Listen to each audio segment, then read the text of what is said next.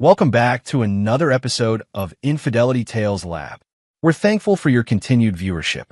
Before we begin, tell us, where in the world are you watching from? We love knowing our global reach. Now, let's dive into today's story. Chapter 1. The Perfect Facade. Derek Mitchell had built his life on three pillars: his successful construction company, his devotion to his 5-year-old daughter Lucy, and what he believed was an unshakable marriage to Tiffany. At 38, Derek was a man who commanded respect through quiet strength rather than loud words. His calloused hand spoke of years climbing from a job site labor to owning Mitchell Construction, one of the most trusted building companies in their mid-sized Colorado town. The Mitchell family lived in a pristine 2-story colonial that Derek had built himself. Every beam, every joint crafted with a precision that made him legendary among local contractors. Neighbors often commented on how picture-perfect they seemed. Derek with his steady demeanor and work ethic, Tiffany with her yoga instructor's grace and community volunteer work, and little Lucy with her infectious laugh that could brighten Derek's darkest days. Derek's background was far from privileged. Raised by a single mother who worked 3 jobs, he learned early that trust was earned and betrayal was unforgivable. His mother had been destroyed by his father's abandonment, and Derek swore he'd never put his family through such pain. This conviction shaped every decision he made, from working 18-hour days to ensure financial security, to being present for every school play and bedtime story despite his exhaustion. Tiffany, 28, had entered Derek's life 6 years ago at a charity event where she was coordinating volunteers. Her beauty was undeniable: auburn hair, green eyes, and a smile that seemed to promise everything Derek had never dared to hope for. She came from a middle-class family, but had always craved a lifestyle beyond her means. Derek's growing success offered her the security and status she desired, though she was careful never to reveal this motivation. Their courtship was swift, and Derek was completely captivated. Tiffany played the role of devoted partner perfectly, supporting his business ventures and eventually becoming pregnant with Lucy. Derek proposed the day he learned about the pregnancy, overwhelmed with joy at the prospect of the family he'd always wanted. But beneath Tiffany's polished exterior lurked a calculating mind and an insatiable need for excitement. Derek's predictable nature and increasing focus on work left her feeling trapped in a life that appeared perfect but felt suffocating. She began seeking thrills elsewhere, first through expensive shopping sprees funded by Derek's hard-earned money, then through increasingly risky behaviors. The evening before the hospital visit, Derek had returned home from a particularly challenging project, a commercial development that required his personal oversight. He found Tiffany in their bedroom, hastily closing her laptop and smiling too brightly. "How was your day?" she asked, moving to kiss his cheek with an enthusiasm that seemed forced. "Long," Derek replied, loosening his tie. "But the Riverside project is finally on track." "Where's Lucy?" "She's been feeling a bit under the weather. I put her to bed early." Tiffany's voice carried a note Derek couldn't quite identify, something between concern and nervousness. Derek frowned, immediately heading toward Lucy's room. He found his daughter sleeping fitfully, her small face flushed and warm to the touch. "Has she seen a doctor?" "It's just a little bug," Tiffany said quickly, appearing behind him. "I've been monitoring her temperature. These things pass." Derek's protective instincts flared, but he trusted Tiffany's judgment. She was Lucy's mother, after all, and spent more time with her than he did. Still, something nagged at him as he watched his daughter's restless sleep. The next morning brought the rash, angry red welts across Lucy's arms and torso that seemed to have appeared overnight. Derek's calm demeanor cracked as he saw his daughter's discomfort. "We're going to the hospital," he declared, already reaching for his keys. Tiffany hesitated for just a moment, a pause so brief Derek almost missed it. "Maybe we should call her pediatrician first." "Now, Tiffany." Derek's voice carried the steel that made construction workers jump to attention. His daughter's welfare was not up for debate. The drive to Mercy General was tense. Lucy whimpered in her car seat, while Tiffany sat rigidly in the passenger's seat, her knuckles white as she gripped her purse. Derek's mind raced through possibilities: allergic reactions, viral infections, anything that could explain the sudden onset of symptoms. At the hospital, Derek carried Lucy through the emergency room doors, his heart pounding as he approached the reception desk. The nurse took one look at the distressed child and immediately called for a doctor. Dr. Raymond Mills, a veteran pediatrician with 25 years of experience, emerged within minutes. Derek had never met the man, but something about his kind eyes and gentle manner with Lucy immediately put him at ease. "Let's get this little one examined," Dr. Mills said, leading them to a private room. As Derek gently placed Lucy on the examination table, he noticed Dr. Mills' expression change subtly when he looked at Tiffany. The doctor's professional smile seemed to falter for just an instant, replaced by something Derek couldn't quite read. Recognition? Concern? Before Derek could analyze it further, Dr. Mills was focused entirely on Lucy, his hands gentle as he examined the rash. "When did this start?" Dr. Mills asked, his voice carefully neutral. "This morning," Derek replied immediately. "She was warm last night, but the rash just appeared." Dr. Mills glanced at Tiffany, who stood near the door with her arms crossed. "Have there been any changes in diet, new detergents, any medications?" "Nothing," Derek said firmly. "We're very careful about what she's exposed to." The examination continued in relative silence, but Derek began to notice small details that hadn't registered before. Dr. Mills asked Tiffany several pointed questions about Lucy's recent activities, questions that seemed to make his wife increasingly uncomfortable. When the doctor requested a few minutes alone with Lucy to complete some tests, Tiffany was quick to suggest they both wait outside. "Actually," Dr. Mills said carefully, "it would be helpful if one parent could stay. Sometimes children are more comfortable with a familiar presence during procedures." Derek immediately volunteered, but something in Dr. Mills' tone suggested this wasn't optional for Tiffany.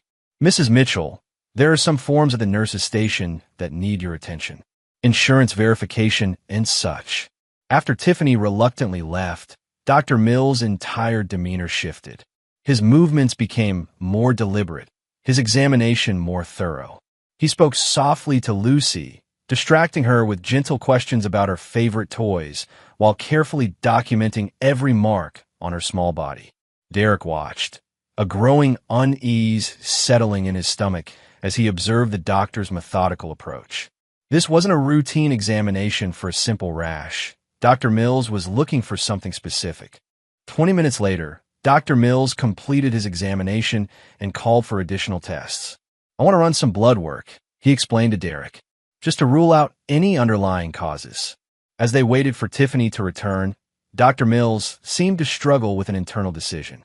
He glanced toward the door multiple times before finally speaking in a voice barely above a whisper.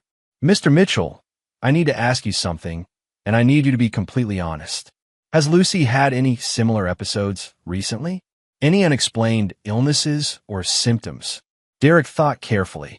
Over the past few months, Lucy had indeed seemed to have more than her share of minor ailments, stomach bugs, headaches, unusual fatigue. Tiffany had always been quick to explain them away, and Derek had attributed them to the normal childhood illnesses that came with starting kindergarten. "There have been a few things," Derek admitted slowly, "but nothing serious. My wife handles most of the day-to-day health issues since I'm at work." Dr. Mills nodded grimly, as if Derek's answer confirmed something he'd suspected. The door opened, and Tiffany returned with the paperwork, her expression carefully composed, but her eyes darting between Derek and the doctor. "How is she?" Tiffany asked, moving to stroke Lucy's hair with a tenderness that seemed almost performative. "We're running some additional tests," Dr. Mills replied carefully. "I'll have the results within an hour." The next hour passed in agonizing slowness. Derek held Lucy's hand while she dozed fitfully, the sedative Dr. Mills had given her for the blood draw, making her sleepy. Tiffany spent most of the time on her phone, claiming she was updating her mother and canceling her afternoon appointments. Derek found himself studying his wife with new eyes. In 5 years of marriage, he'd always seen her as Lucy's devoted mother, perhaps sometimes overly cautious, but never anything other than loving. Now, in the sterile hospital environment, he noticed things that had previously escaped his attention. The way she seemed almost relieved when Lucy was sleeping, the practiced nature of her maternal gestures, the subtle tension that seemed to radiate from her whenever Dr. Mills was present. When Dr. Mills finally returned with the test results, his expression was carefully controlled, but Derek caught something dark in his eyes. "The good news is that Lucy is going to be fine," he began, and Derek felt a wave of relief wash over him. "What caused the rash?" Derek asked. Dr. Mills hesitated, glancing once more at Tiffany before answering. "It appears to be a reaction to a substance that isn't typically found in household products. I like to keep her for observation for a few more hours, just to be safe." Something in the doctor's tone suggested there was more to the story, but before Derek could ask follow-up questions, Dr. Mills was already moving toward the door. "I'll be back to check on Lucy shortly. Mr. Mitchell, could I speak with you privately for a moment?" Derek followed Dr. Mills into the hallway, leaving Tiffany alone with Lucy. The doctor led him several feet away from the room before stopping and checking to ensure they wouldn't be overheard. "Mr. Mitchell," Dr. Mills began, his voice heavy with the weight of what he was about to say, "I want you to know that everything I'm about to tell you is being documented officially, and I've already notified the appropriate authorities." Derek's blood ran cold. "What are you talking about?" Dr. Mills reached into his coat pocket and withdrew a small piece of paper, folded carefully. "I can't discuss this in detail here, but you need to read this when you're alone. What I can tell you is that your daughter has been systematically poisoned with small doses of household chemicals over an extended period." The words hit Derek like a physical blow. "Poisoned? That's impossible. Who would?" He stopped, the implications of Dr. Mills' careful behavior suddenly becoming clear. "I can't say more here," Dr. Mills said quietly, pressing the note into Derek's hand. "But you need to protect your daughter, and you need to do it carefully. Don't let on that you know anything until you've read what I've written and taken appropriate action." Derek's hands trembled as he pocketed the note, his mind reeling with the implications. His daughter, his innocent, beautiful daughter, had been intentionally harmed. And if Dr. Mills' behavior was any indication, the person responsible was someone close to home. As Derek walked back toward Lucy's room, his vision seemed to narrow to a tunnel. Every instinct he possessed screamed for immediate action, for confrontation, for justice. But Dr. Mills' warning echoed in his mind. He needed to be careful, strategic. His daughter's safety depended on his next moves. Through the small window in the door, he could see Tiffany sitting beside Lucy's bed, her hand gently stroking their daughter's hair. To any observer, she would have appeared to be the picture of maternal concern. But Derek was no longer any observer. He was a father who had just learned that someone had been systematically harming his child. The note in his pocket felt like it weighed 1,000 pounds as Derek prepared to return to the room and face whatever truth Dr. Mills had documented. His life, as he had known it for the past 5 years, was about to change forever. Chapter 2. The Unthinkable Truth. Derek forced his expression into careful neutrality as he re-entered Lucy's room. Tiffany looked up at him with what appeared to be genuine concern, her green eyes searching his face for information about the doctor's prognosis. "What did Dr. Mills say?" she asked, her voice carrying just the right note of maternal anxiety. "He wants to keep her for observation," Derek replied carefully, settling into the chair on the opposite side of Lucy's bed. Standard precaution with these types of reactions. Tiffany nodded, seemingly satisfied with this explanation. "Poor baby," she murmured, leaning down to kiss Lucy's forehead. "At least she's sleeping comfortably now." Derek watched this display of maternal affection with new eyes, Dr. Mills' words echoing in his mind. Systematically poisoned. The phrase seemed impossible, incomprehensible. Yet as he observed Tiffany's behavior, he began to notice subtleties that had previously escaped his attention. The way her concern seemed almost theatrical, the practiced nature of her gentle touches, the subtle relief in her posture now that Lucy was sedated. "I should call work," Derek said, standing abruptly. "Let them know I won't be in for the rest of the day." "Good idea," Tiffany agreed quickly. "I'll stay with Lucy." Derek stepped into the hallway, his heart pounding as he moved toward the restroom Dr. Mills had indicated with a subtle gesture. Once inside, He locked the door and pulled out the folded note with shaking hands. Dr. Mill's handwriting was precise, urgent. Mr. Mitchell, I've treated your daughter 3 times in the past 4 months under your wife's name at different urgent care centers. Each time, Lucy presented with symptoms consistent with low-level chemical poisoning, specifically cleaning agents that contain ammonia and bleach compounds. Today's blood work confirms chronic exposure. Your wife claimed you were working and couldn't accompany them to these visits. The pattern, combined with your wife's inconsistent explanations and her reaction when she saw me today, suggests deliberate administration. I've contacted CPS and the police. Protect your daughter.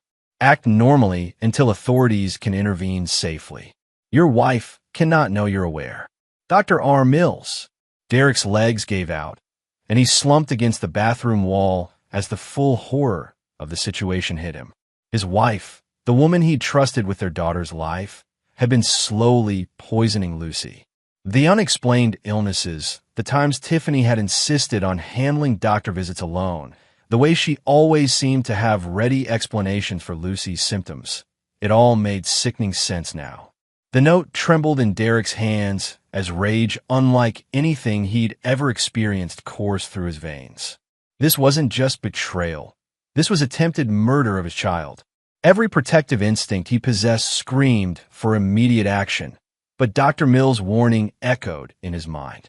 He had to be smart, had to protect Lucy above all else. Derek forced himself to breathe slowly, to think through the implications. If Tiffany had been poisoning Lucy, there had to be a reason. People didn't harm children without motivation, especially not their own children. What could she possibly gain from making Lucy sick? As Derek splashed cold water on his face, trying to regain his composure, fragments of memory began forming a disturbing pattern. Tiffany's increasing frustration with her quiet life, her complaints about Derek's long work hours, her recent mood swings, and secretive behavior. And then there were the financial irregularities he'd noticed. Credit card charges she'd explain away, cash withdrawals that seemed excessive for household expenses. A horrifying possibility began to take shape in Derek's mind. What if Lucy's illnesses weren't random acts of cruelty, but part of a larger plan? What if Tiffany was deliberately making Lucy sick to create a pattern of Derek's absence during medical emergencies, painting him as an uninvolved father? In a custody battle, such evidence could be devastating. Derek's phone buzzed with a text message, jolting him from his dark thoughts. The message was from an unknown number. Police are en route. Return to room. Act normal. Detective Rodriguez will identify herself discreetly. Dr. Mills had moved quickly.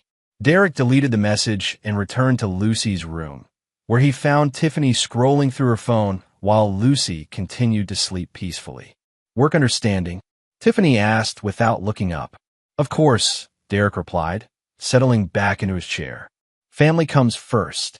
Tiffany smiled at this, expression that would have warmed Derek's heart just hours earlier, but now made his skin crawl. How many times had she smiled at him while planning to harm their daughter? How long had she been living this double life? I've been thinking, Tiffany said casually, maybe we should consider getting Lucy a more thorough evaluation. These little illnesses seem to be happening more frequently. Derek's blood chilled at the manipulation in her voice. She was already setting up the narrative, already preparing to blame him for not being attentive enough to Lucy's declining health. What kind of evaluation? Derek asked carefully. Maybe some allergy testing, immune system workup. Sometimes children have underlying conditions that don't present obviously. Tiffany's tone was reasonable, concerned. The perfect worried mother seeking answers for her child's mysterious ailments. Before Derek could respond, there was a soft knock on the door. A woman in her 40s with kind eyes and a professional demeanor entered the room. She wore civilian clothes, but carried herself with the unmistakable bearing of law enforcement. Mr. and Mrs. Mitchell? I'm Detective Rodriguez. Dr. Mills asked me to stop by and check on Lucy's progress. Derek felt a surge of relief at the detective's arrival, though he was careful not to let it show. Tiffany looked puzzled but not alarmed. Exactly the reaction of an innocent person being visited by police in a hospital setting. Is this about the rash? Tiffany asked. Surely this isn't a police matter. Detective Rodriguez smiled warmly. Not exactly. Dr. Mills is very thorough in his documentation, and when we see certain patterns in pediatric cases, we like to follow up. It's mostly paperwork, but I do need to ask a few routine questions. What followed was a masterclass in careful interrogation. Detective Rodriguez asked seemingly innocent questions about Lucy's medical history, her daily routine, who had access to her food and drinks, what cleaning products were used in the home. Derek watched Tiffany answer with what appeared to be complete honesty, her responses painting the picture of a devoted mother dealing with a child prone to minor illnesses. But Derek now knew what to listen for, and he caught the subtle inconsistencies in Tiffany's timeline, the way she downplayed certain symptoms while emphasizing others, the almost imperceptible tension that crept into her voice when discussing specific incidents. Mrs. Mitchell, Detective Rodriguez said casually, Dr. Mills mentioned that you've brought Lucy to urgent care several times recently. Has she been having more health issues than usual? Tiffany's pause was barely noticeable. She started kindergarten this year. You know how it is. Kids pick up everything when they're first exposed to classroom environments. Of course, Detective Rodriguez agreed. And you've been handling most of these medical visits? Derek works such long hours, Tiffany explained, reaching over to touch his hand in a gesture of support. I try to handle the day-to-day stuff so he can focus on providing for us. Derek felt sick at her touch, at the way she so effortlessly played the role of supportive wife while systematically destroying their family. He wanted to pull his hand away, to confront her with what he now knew, but Dr. Mills' warnings held him in check.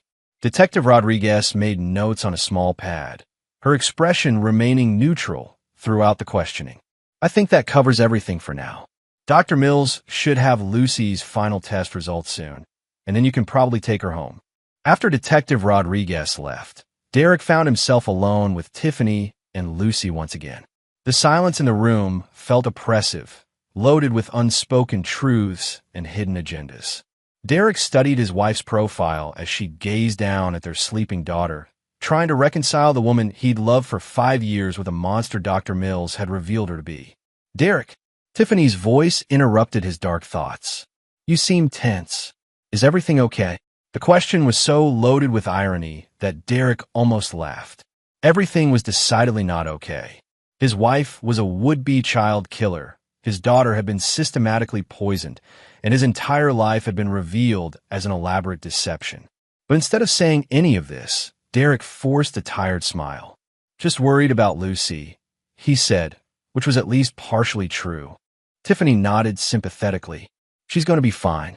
Kids are resilient. The casual way she dismissed Lucy's suffering made Derek's hands clench into fists. He had to get out of the room before he said or did something that would compromise the investigation. I'm going to grab some coffee, he announced, standing abruptly. Want anything? I'm fine, Tiffany replied, already turning her attention back to her phone. Derek made his way to the hospital cafeteria, his mind racing with questions and implications. Who was Tiffany really? What had driven her to poison their daughter? And most importantly, what was her endgame?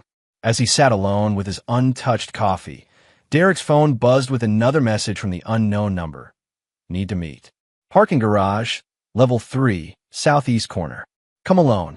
Derek deleted the message and made his way to the designated location, where he found Detective Rodriguez waiting beside an unmarked sedan.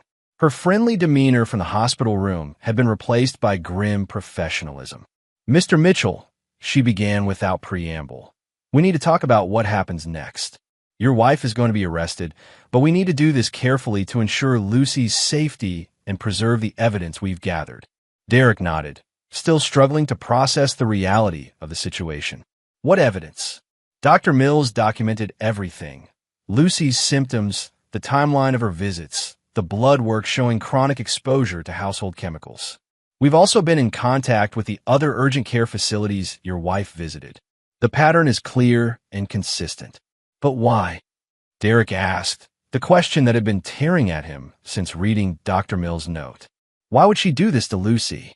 Detective Rodriguez's expression darkened. We believe your wife has been building a case for full custody of Lucy. By establishing a pattern of your absence during medical emergencies and documenting Lucy's declining health in your care, she was creating evidence that you're an unfit father. The pieces clicked into place with sickening clarity. Derek thought about the credit card statements he'd questioned, the cash withdrawals, Tiffany's secretive phone calls. She's been planning to leave me. We think so, yes. And she wanted to make sure she could take Lucy and potentially secure significant alimony and child support payments. Detective Rodriguez paused. There's something else, Mr. Mitchell. We have reason to believe your wife hasn't been acting alone. Derek's blood turned to ice. What do you mean? Security cameras at one of the urgent care facilities caught your wife meeting with a man in the parking lot after one of Lucy's appointments. They appeared to be having an intimate conversation. The betrayal cut even deeper than Derek had thought possible. Not only had Tiffany been poisoning their daughter, but she'd been cheating on him too. And worse, her lover was apparently complicit in the abuse of an innocent child. Who is he? Derek asked, his voice barely above a whisper. We're still working on identification, but we'll know soon. Detective Rodriguez studied Derek's face carefully. I need you to understand something, Mr. Mitchell. What your wife has done is unspeakable, but the law will handle her punishment. You cannot take matters into your own hands. Derek nodded, but behind his careful expression, something cold and calculating was taking root. The law might handle Tiffany's punishment, but Derek was beginning to form his own ideas about justice. Some betrayals were too deep, too fundamental, to be resolved through conventional means. As Derek returned to the hospital room where his poisoned daughter slept and his treacherous wife waited, he began to understand that his life had been divided into two distinct periods, before he learned the truth and after. The man he had been, trusting, forgiving, willing to see the best in people, was gone forever. In his place was someone harder, someone who understood that some people forfeited their right to mercy when they harmed innocent children. And Derek Mitchell was about to become very creative in his interpretation of justice. Chapter 3. The Web of Deception. Derek returned to Lucy's room with his expression carefully controlled, but internally, everything had changed. The knowledge that Tiffany wasn't acting alone had transformed his heartbreak into something far more dangerous. A cold, calculating rage that demanded not just justice, but complete and total retribution. Lucy was beginning to stir, her small eyelids fluttering as the sedative wore off. Derek immediately moved to her side, taking her tiny hand in his much larger one. Daddy. Lucy's voice was small and confused. I'm here, sweetheart, Derek said softly, his voice catching slightly as he looked at his innocent daughter, the victim of a scheme so twisted he was still struggling to comprehend it. Tiffany rose from her chair and moved to Lucy's other side, her performance of maternal concern flawless. How are you feeling, baby? Tired, Lucy murmured, then looked around the unfamiliar hospital room with growing awareness. Why am I here? You had a little rash, honey, Tiffany explained gently. The doctors wanted to make sure you're okay. Derek watched this exchange with new eyes, noting how easily Tiffany lied to their daughter, how practiced her deception had become. How long had she been living this double life? How many lies had she told him over the years? Dr. Mills appeared in the doorway, his expression professionally neutral, but his eyes holding a weight that Derek now understood. How's our patient doing? Much better, Derek replied, squeezing Lucy's hand gently. When can we take her home? The final test results look good, Dr. Mills said carefully. I'd like to see her back in my office in a few days for a follow-up, but she should be fine to go home tonight. Derek caught the subtle emphasis on my office. Dr. Mills was ensuring continued monitoring of Lucy's condition, creating a documented trail that would be crucial for the legal case against Tiffany. As Dr. Mills completed his final examination of Lucy, Derek's phone buzzed with a text from his foreman at the construction site. Emergency with the Riverside project. Need you here ASAP. Under normal circumstances, Derek would have explained that he needed to stay with his sick daughter.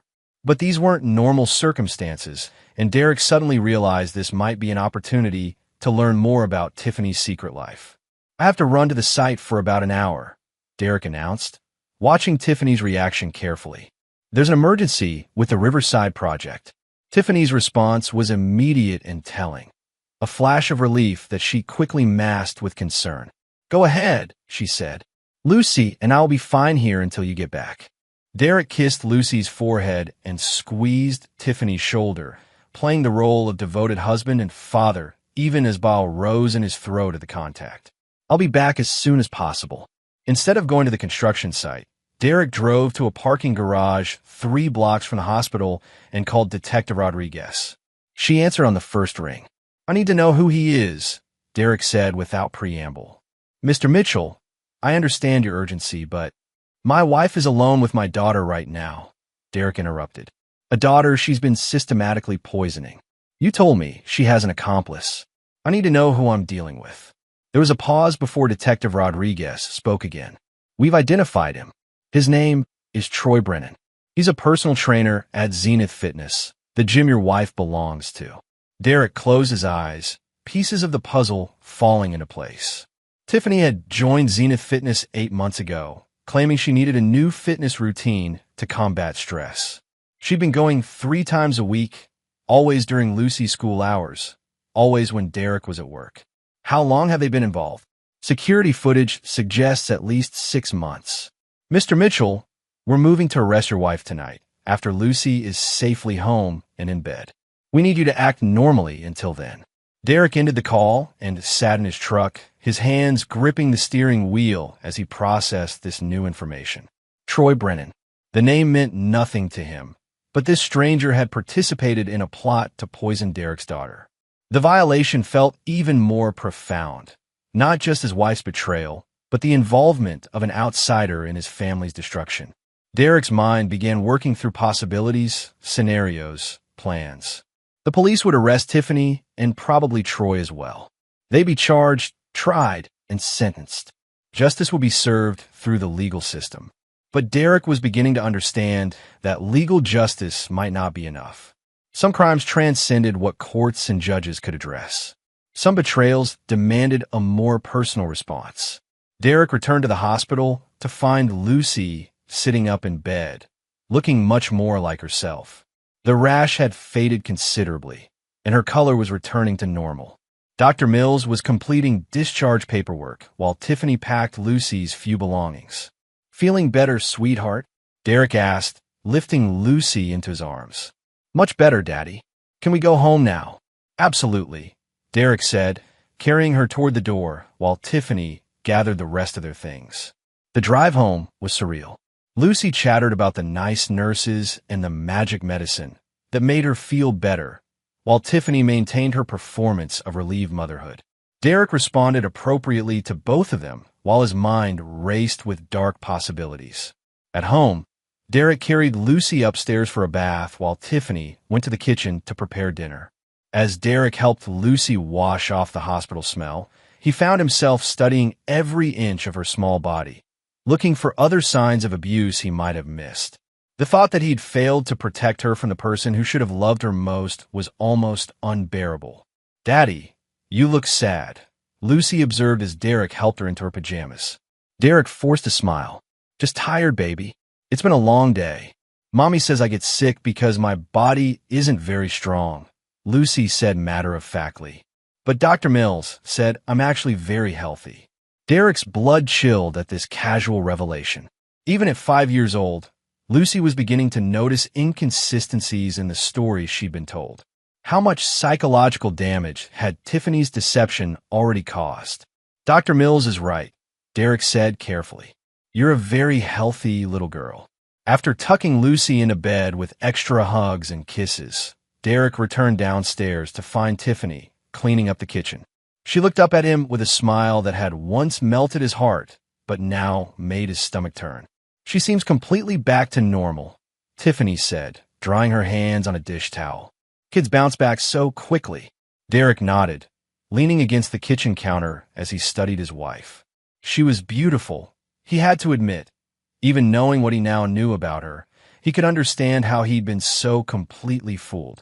But underneath that beauty was something rotten, something capable of harming an innocent child for personal gain.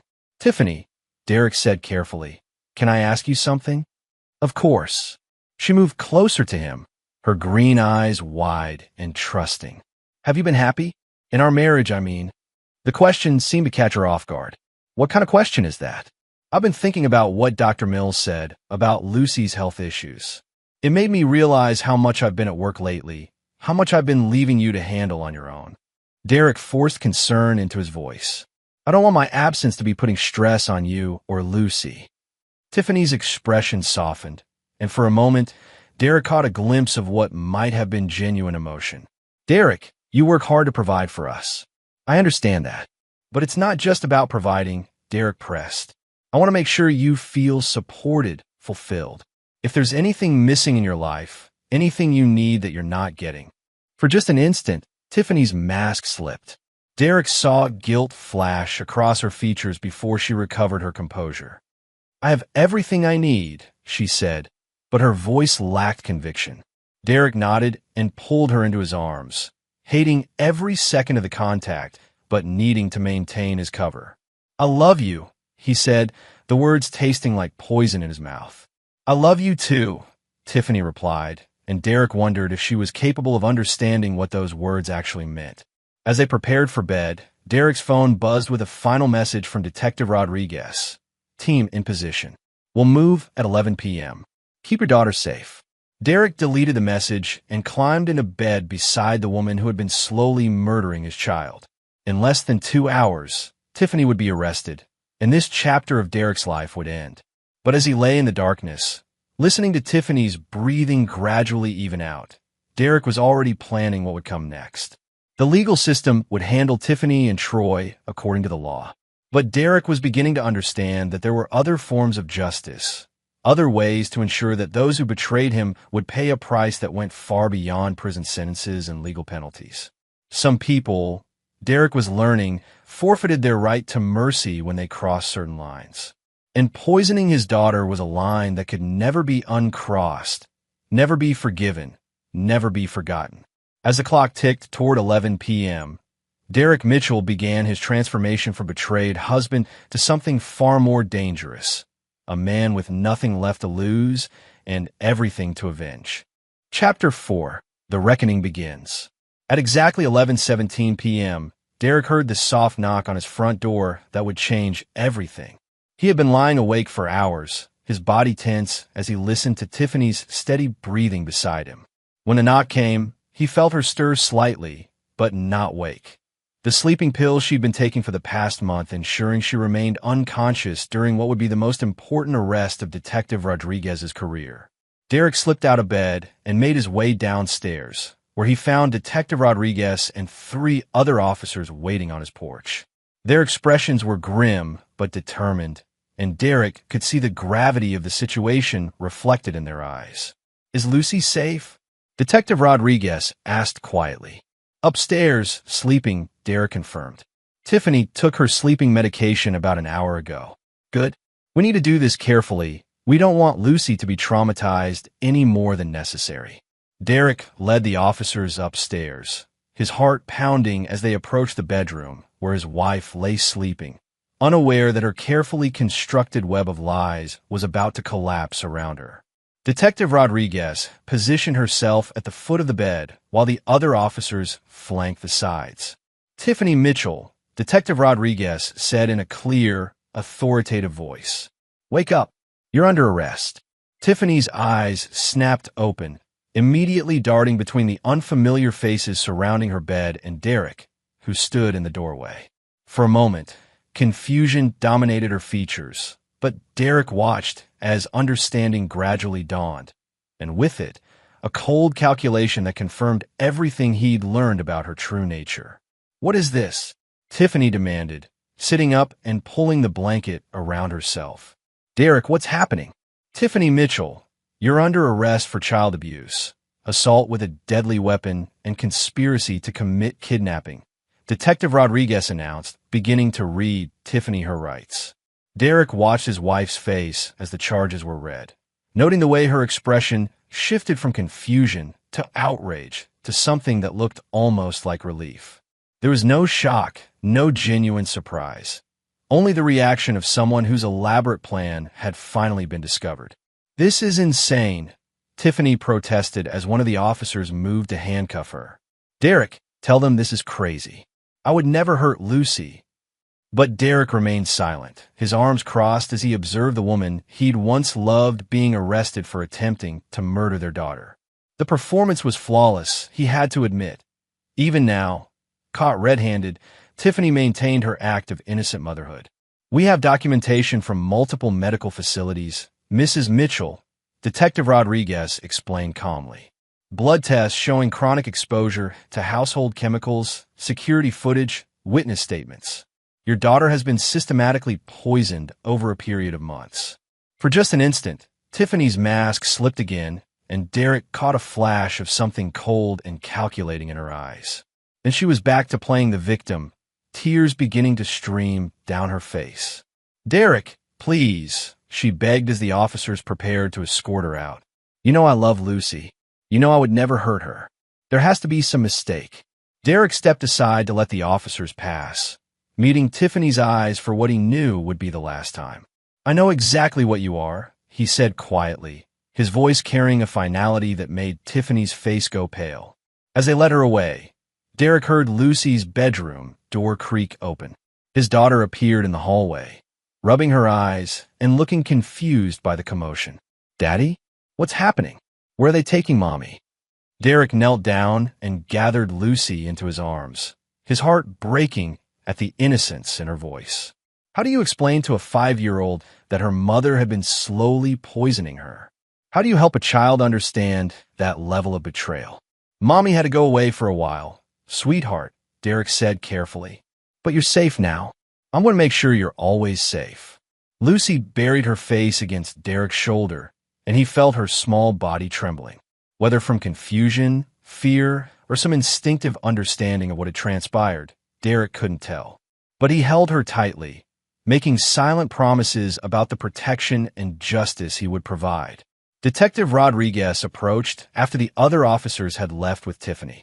"We'll need Lucy to be examined by a specialist, someone who works with children who've been abused. It's important for the case, but also for her psychological well-being." Derek nodded, still holding Lucy close.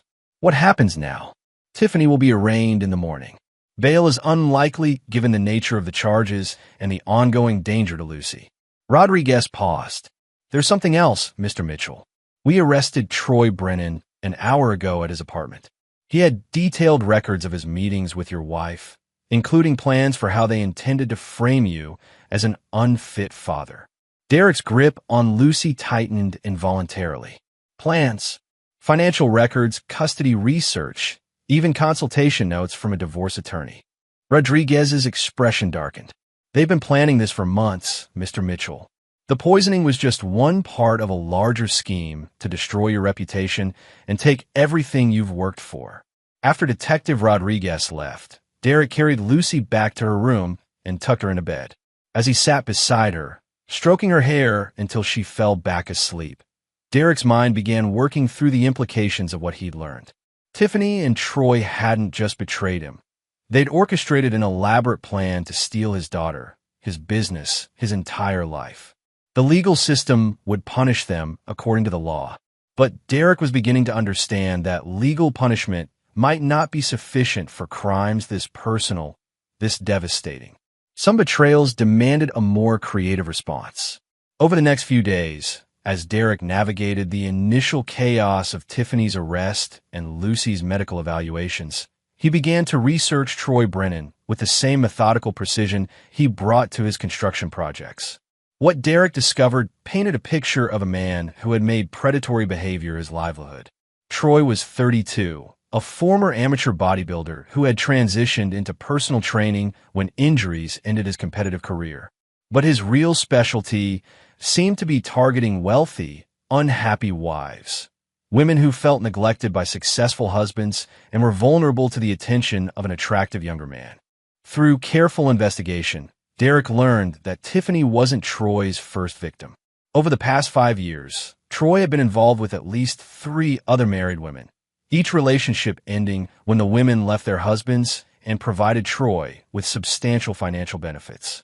In one case, A woman had divorced her husband and signed over half her settlement to Troy before he disappeared from her life entirely. The pattern was clear. Troy identified vulnerable targets, seduced them, convinced them their marriages were loveless prisons, then helped them extract maximum financial benefit from their divorces before moving on to his next victim. But with Tiffany, the plan had escalated to include child abuse, a line that transformed Troy from a sophisticated con artist into something far more dangerous. Derek's research also revealed something else. Troy had significant financial debts, gambling problems, and a lifestyle that required constant infusions of cash. The scheme with Tiffany wasn't just about romance. It was about survival. Troy needed the money Derek's destruction would provide. As Derek pieced together the full scope of their betrayal, his anger evolved into something colder and more focused. Both Tiffany and Troy had made calculated decisions to destroy his family for personal gain. They had put Lucy's life at risk for money and convenience. Such choices, Derek decided, carried consequences that extended far beyond legal punishment. Derek began to formulate a plan, not for revenge, exactly, but for justice of a more personal and comprehensive nature. The legal system would handle their crimes according to established law, but Derek would ensure they paid a price that reflected the true cost of their betrayals. He started by quietly transferring assets, protecting his business interests, and securing Lucy's future. If Tiffany and Troy had planned to destroy his financial life, Derek would make sure they discovered what real financial destruction looked like. But more than money was at stake. Derek's reputation, his relationship with his daughter, his ability to trust anyone again, all of these had been damaged by their scheme. The price for that damage would be paid in full, with interest, over a timeline of Derek's choosing. As Derek tucked Lucy into bed each night and saw the confusion in her innocent eyes, as he dealt with the whispers and stares from neighbors who had heard about Tiffany's arrest, as he struggled to explain to Lucy why Mommy couldn't come home, Derek's resolve hardened into something unbreakable. Some people, he was learning, forfeited their right to mercy when they crossed certain lines. And Derek Mitchell was about to become very creative in showing them exactly what consequences looked like when designed by someone who understood both patience and precision. The legal reckoning had begun, but Derek's personal form of justice was just getting started. Chapter 5. The Art of Destruction.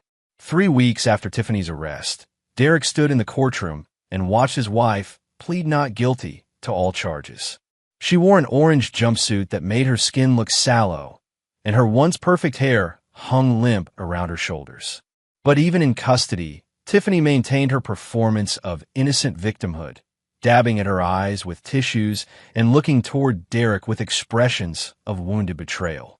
Beside her sat her attorney, a sharp-eyed woman named Patricia Vance who specialized in defending cases involving alleged child abuse. Derek had researched her too. She was expensive, aggressive, and had a reputation for turning victim narratives on their heads. Your Honor, Patricia Vance addressed the judge, my client is the victim of a vindictive husband who has manufactured evidence to destroy her reputation and steal custody of their daughter. The charges against Mrs. Mitchell are based on circumstantial evidence and the biased testimony of medical professionals who have been influenced by Mr. Mitchell's accusations. Derek felt his jaw clench as he listened to the attorney systematically attempt to dismantle the case against Tiffany. The strategy was becoming clear. Paint Derek as a controlling husband who had somehow orchestrated the medical evidence against his innocent wife. Furthermore, Vance continued, we intend to prove that Mr. Mitchell has been psychologically abusing both my client and their daughter, creating an atmosphere of fear and control that led to the false accusations now before this court. Detective Rodriguez, sitting beside Derek, leaned over and whispered standard defense strategy. They're going to try to flip the script. Derek nodded, but internally, he was taking notes. Every lie Tiffany's attorney told, every false accusation leveled against him, was being cataloged for future reference. They wanted to play victim? Derek would show them what being a victim actually looked like. Troy Brennan's arraignment was scheduled for the following day, and Derek planned to attend that as well. He wanted to see the man who had helped orchestrate his family's destruction, to study his face and manner to understand exactly what kind of person he was dealing with. When Derek did get his first look at Troy in person, he was struck by how ordinary the man appeared. Tall and muscular, certainly, with the kind of artificial charm that probably worked well on lonely housewives, but nothing that suggested the calculating predator Derek knew him to be. Troy's attorney was cut from the same cloth as Tiffany's, expensive, aggressive, and completely uninterested in the truth. He painted Troy as an innocent personal trainer who had been seduced by a manipulative client, a victim of Tiffany's schemes rather than a co-conspirator. My client had no knowledge of Mrs. Mitchell's alleged actions toward her daughter, Troy's attorney argued. He was led to believe that her marriage was abusive and that she was seeking a legitimate divorce. Any assistance he provided was based on false information provided by Mrs. Mitchell herself.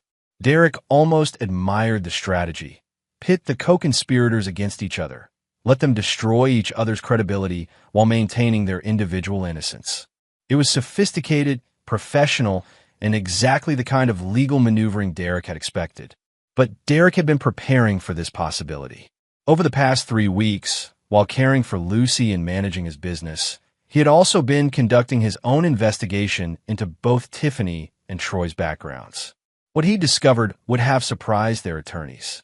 Derek had hired a private investigator named Robert Shun, a former FBI agent who specialized in financial crimes and background research. Chen's report had revealed a pattern of behavior from both Tiffany and Troy that went far beyond their scheme against Derek's family. Tiffany, it turned out, had been systematically stealing money from Derek's business accounts for over a year. Small amounts, carefully hidden through false invoices and manipulated receipts, but totaling nearly $75,000. She had been funneling this money into a secret account that she shared with Troy. Troy's financial records revealed a history of similar schemes with other women. He had used identical tactics, targeting unhappy wives, convincing them to leave their husbands, then extracting money through various manipulations before disappearing. In 3 previous cases, the women had been left financially and emotionally devastated while Troy moved on to his next target. But Derek's investigation had gone deeper than financial records. Chen had uncovered evidence of Troy's gambling debts, his connections to some unsavory characters who were becoming impatient about repayment, and his history of using false identities and forged documents in previous schemes. Most importantly, Derek had discovered that Troy and Tiffany's plan extended beyond just framing Derek as an unfit father. They had been researching ways to gain access to Derek's business assets, his property holdings, and even his personal accounts. The child abuse was just one component of a comprehensive plan to destroy Derek's life and steal everything he had worked to build. Armed with this information, Derek began to implement his own comprehensive plan for justice. But unlike Tiffany and Troy's scheme, Derek's plan was legal, methodical, and designed to ensure that his targets would face consequences for every aspect of their betrayal. Derek started with the financial crimes. He provided Chen's evidence to Detective Rodriguez, who forwarded it to the district attorney's office. Within a week, additional charges of embezzlement and conspiracy to commit fraud were filed against both Tiffany and Troy. But Derek's plan went beyond criminal charges. He began a systematic campaign to expose every aspect of their scheme to anyone who might be affected by their actions. He contacted Troy's previous victims, providing them with evidence of the pattern of abuse and helping them understand that they hadn't been the only targets. 3 of Troy's previous victims came forward with their own stories, and suddenly the case against him expanded from child abuse to a pattern of predatory behavior spanning several years. The media began to take notice, and Troy's reputation as a fitness professional was destroyed overnight. Derek also began targeting their support systems. He researched Patricia Vance's previous cases and discovered that she had a history of representing clients who were later proven to be lying about abuse claims. Derek made sure this information reached the right journalists, the right legal blogs, the right places where it would damage her reputation for taking on Tiffany's case. For Troy's attorney, Derek discovered a pattern of overbilling clients and manipulating legal fees. Anonymous tips to the State Bar Association resulted in an investigation that would eventually lead to sanctions and suspension. But Derek's most creative efforts were directed at their personal lives. He knew that both Tiffany and Troy had built their schemes on deception and manipulation, so he began systematically exposing those deceptions to everyone in their orbit. Derek contacted every member of Tiffany's yoga class and book club, providing them with court documents that showed the extent of her lies. He reached out to Troy's clients at the gym, letting them know about his arrest and the charges against him. He made sure that every friend, acquaintance, and professional contact understood exactly what kind of people they had been associating with. The social consequences were swift and devastating. Tiffany's friends abandoned her, unwilling to be associated with someone who had poisoned a child. Troy's clients canceled their training sessions and demanded refunds. Their reputations were systematically destroyed, piece by piece, relationship by relationship. Derek also used his position in the community to maximum effect. As a successful business owner and respected member of the local Chamber of Commerce, Derek had connections throughout the area. He made sure that everyone understood not just what Tiffany and Troy had done, but the calculated, premeditated nature of their scheme. Within 6 weeks of their arrests, both Tiffany and Troy found themselves completely isolated, their support systems destroyed, their reputations in ruins, and facing a legal system that was increasingly unsympathetic to their claims of innocence. But Derek wasn't finished. He had learned that justice wasn't just about punishment. It was about ensuring that the consequences of betrayal were comprehensive and permanent. Tiffany and Troy had tried to destroy his life systematically, and Derek was returning the favor with methodical precision. As he tucked Lucy into bed each night, Derek felt a sense of satisfaction that went beyond simple revenge. He was teaching his daughter an important lesson about consequences, about the price of betrayal, about the fact that some lines could never be crossed without permanent repercussions. The legal system would handle their crimes according to the law, but Derek Mitchell was handling their punishment according to a more personal standard of justice, one that ensured they would never again be in a position to harm another family the way they had tried to harm his. Chapter 6. The Perfect Trap. 6 months into the legal proceedings, Derek received a call that would provide him with the perfect opportunity to complete his campaign of justice. Robert Chun, his private investigator, had uncovered something that would change everything. "Derek," Chun said over the phone, his voice carrying an excitement that Derek had rarely heard from the usually stoic former FBI agent. "You need to see this. I found something that connects Troy to activities that go way beyond what we've already discovered." Derek met Chun at a small cafe downtown, away from prying eyes and curious ears. The investigator spread a collection of documents across their secluded table, his expression grim but satisfied. "I've been tracking Troy's financial history more deeply," Chun began, "and I discovered that he's been running what amounts to a sophisticated identity theft operation alongside his romance scams." Derek studied the documents Chun had assembled: bank records, credit applications, false identification documents, and a complex web of financial transactions that painted a picture of criminal activity far more extensive than anyone had imagined. "He targets the women for more than just money," Chun continued. "He gains access to their personal information, their social security numbers, their financial accounts, and then uses that information to establish false credit lines and fraudulent accounts. Some of these women don't even know they've been victimized because the damage doesn't show up until months or years later." Derek felt a cold satisfaction as he absorbed this information. Troy wasn't just a predator who targeted lonely wives. He was a sophisticated criminal who had been destroying lives for years. This evidence would ensure that his legal troubles extended far beyond the charges related to Lucy's abuse. "There's more," Chun said, pulling out another set of documents. "I found evidence that Tiffany knew about the identity theft scheme. She helped him gather information from other women at the gym, other yoga classes, anywhere she could get access to personal information." Before we proceed with sentencing, Judge Hawthorne announced, "I want to hear from the victims. Mr. Mitchell, would you like to address the court?" Derek stood slowly, his prepared statement in his hand, but he found that he didn't need to refer to it. The words came from a place of deep conviction, shaped by months of pain, investigation, and careful planning. Your Honor, Derek began, his voice carrying clearly through the packed courtroom. These defendants didn't just commit crimes. They systematically destroyed lives for their own profit and convenience. They poisoned my 5-year-old daughter, stole money from multiple families, and orchestrated identity theft schemes that devastated innocent people. Derek turned to look directly at Tiffany and Troy, his expression cold and unforgiving. But what makes their crimes particularly heinous is the calculating nature of their deception. This wasn't impulsive wrongdoing.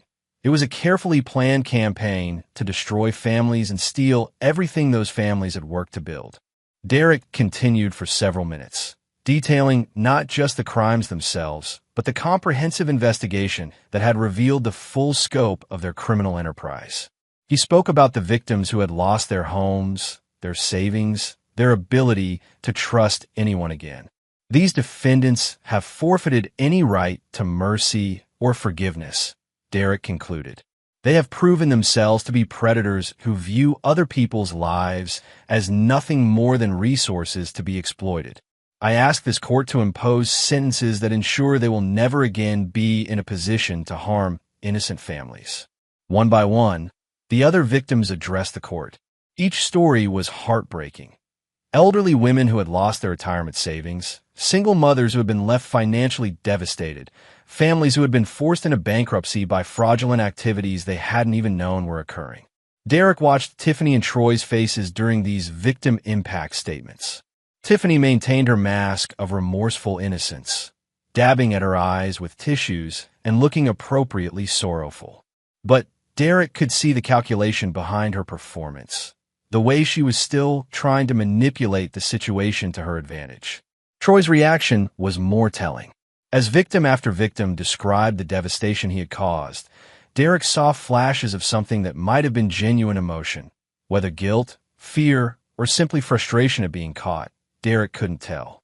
When all the victims had spoken, Judge Hawthorne addressed the defendants. Mrs. Mitchell, Mr. Brennan, you have pleaded guilty to charges that represent some of the most systematic and heartless criminal behavior I have encountered in 20 years on the federal bench.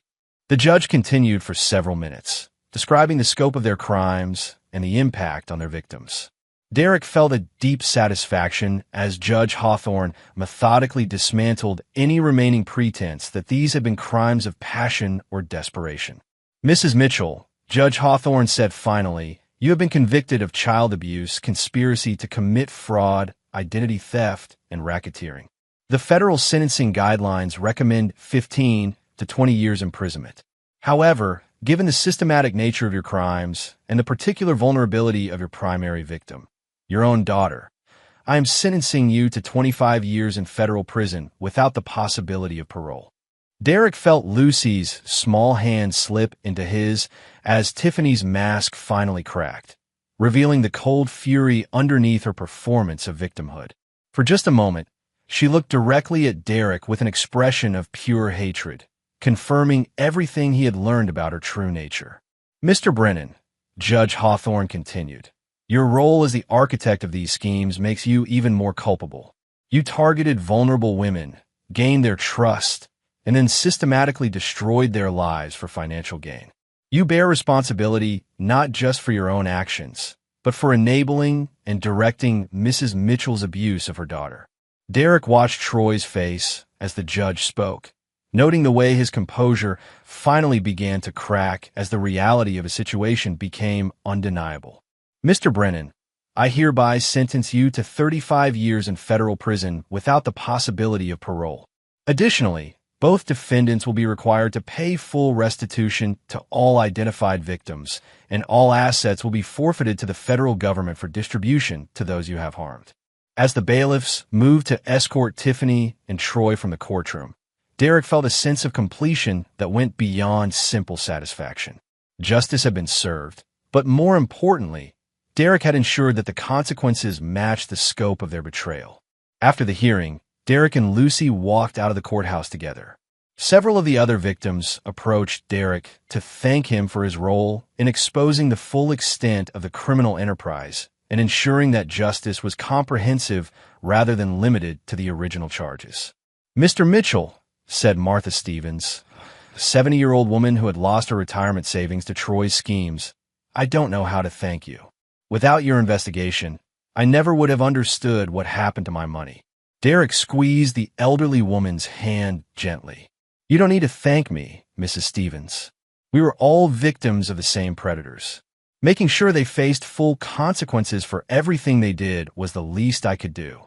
As Derek and Lucy drove home, Lucy looked up at her father with the serious expression she sometimes wore when processing difficult concepts. "Daddy," she said quietly, "are the bad people going to be gone for a long time?" Derek glanced at his daughter in the rearview mirror, choosing his words carefully. "Yes, sweetheart. They're going to be gone for a very long time. Long enough that you'll be all grown up before they could ever bother anyone again." Lucy nodded solemnly, then brightened. "Can we get ice cream to celebrate?" Derek smiled, the first genuinely relaxed smile he'd allowed himself in over a year. "Absolutely. We can get whatever kind you want." As they drove toward the ice cream shop, Derek reflected on what he had learned about justice, betrayal, and the price of crossing certain lines. The legal system had provided the framework for accountability, but true justice had required personal involvement, careful planning, and an unwavering commitment to comprehensive consequences. Derek had become an expert in making sure that people who betrayed his trust faced the full weight of their choices.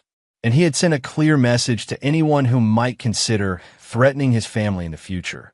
Some lines could never be crossed without permanent, devastating repercussions. Most importantly, Derek had protected Lucy and ensured that she would grow up understanding that her father would never allow anyone to harm her without facing consequences that matched the scope of their crimes. The legal reckoning was complete.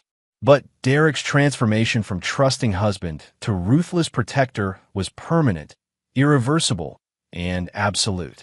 Chapter 8: Building a New Legacy.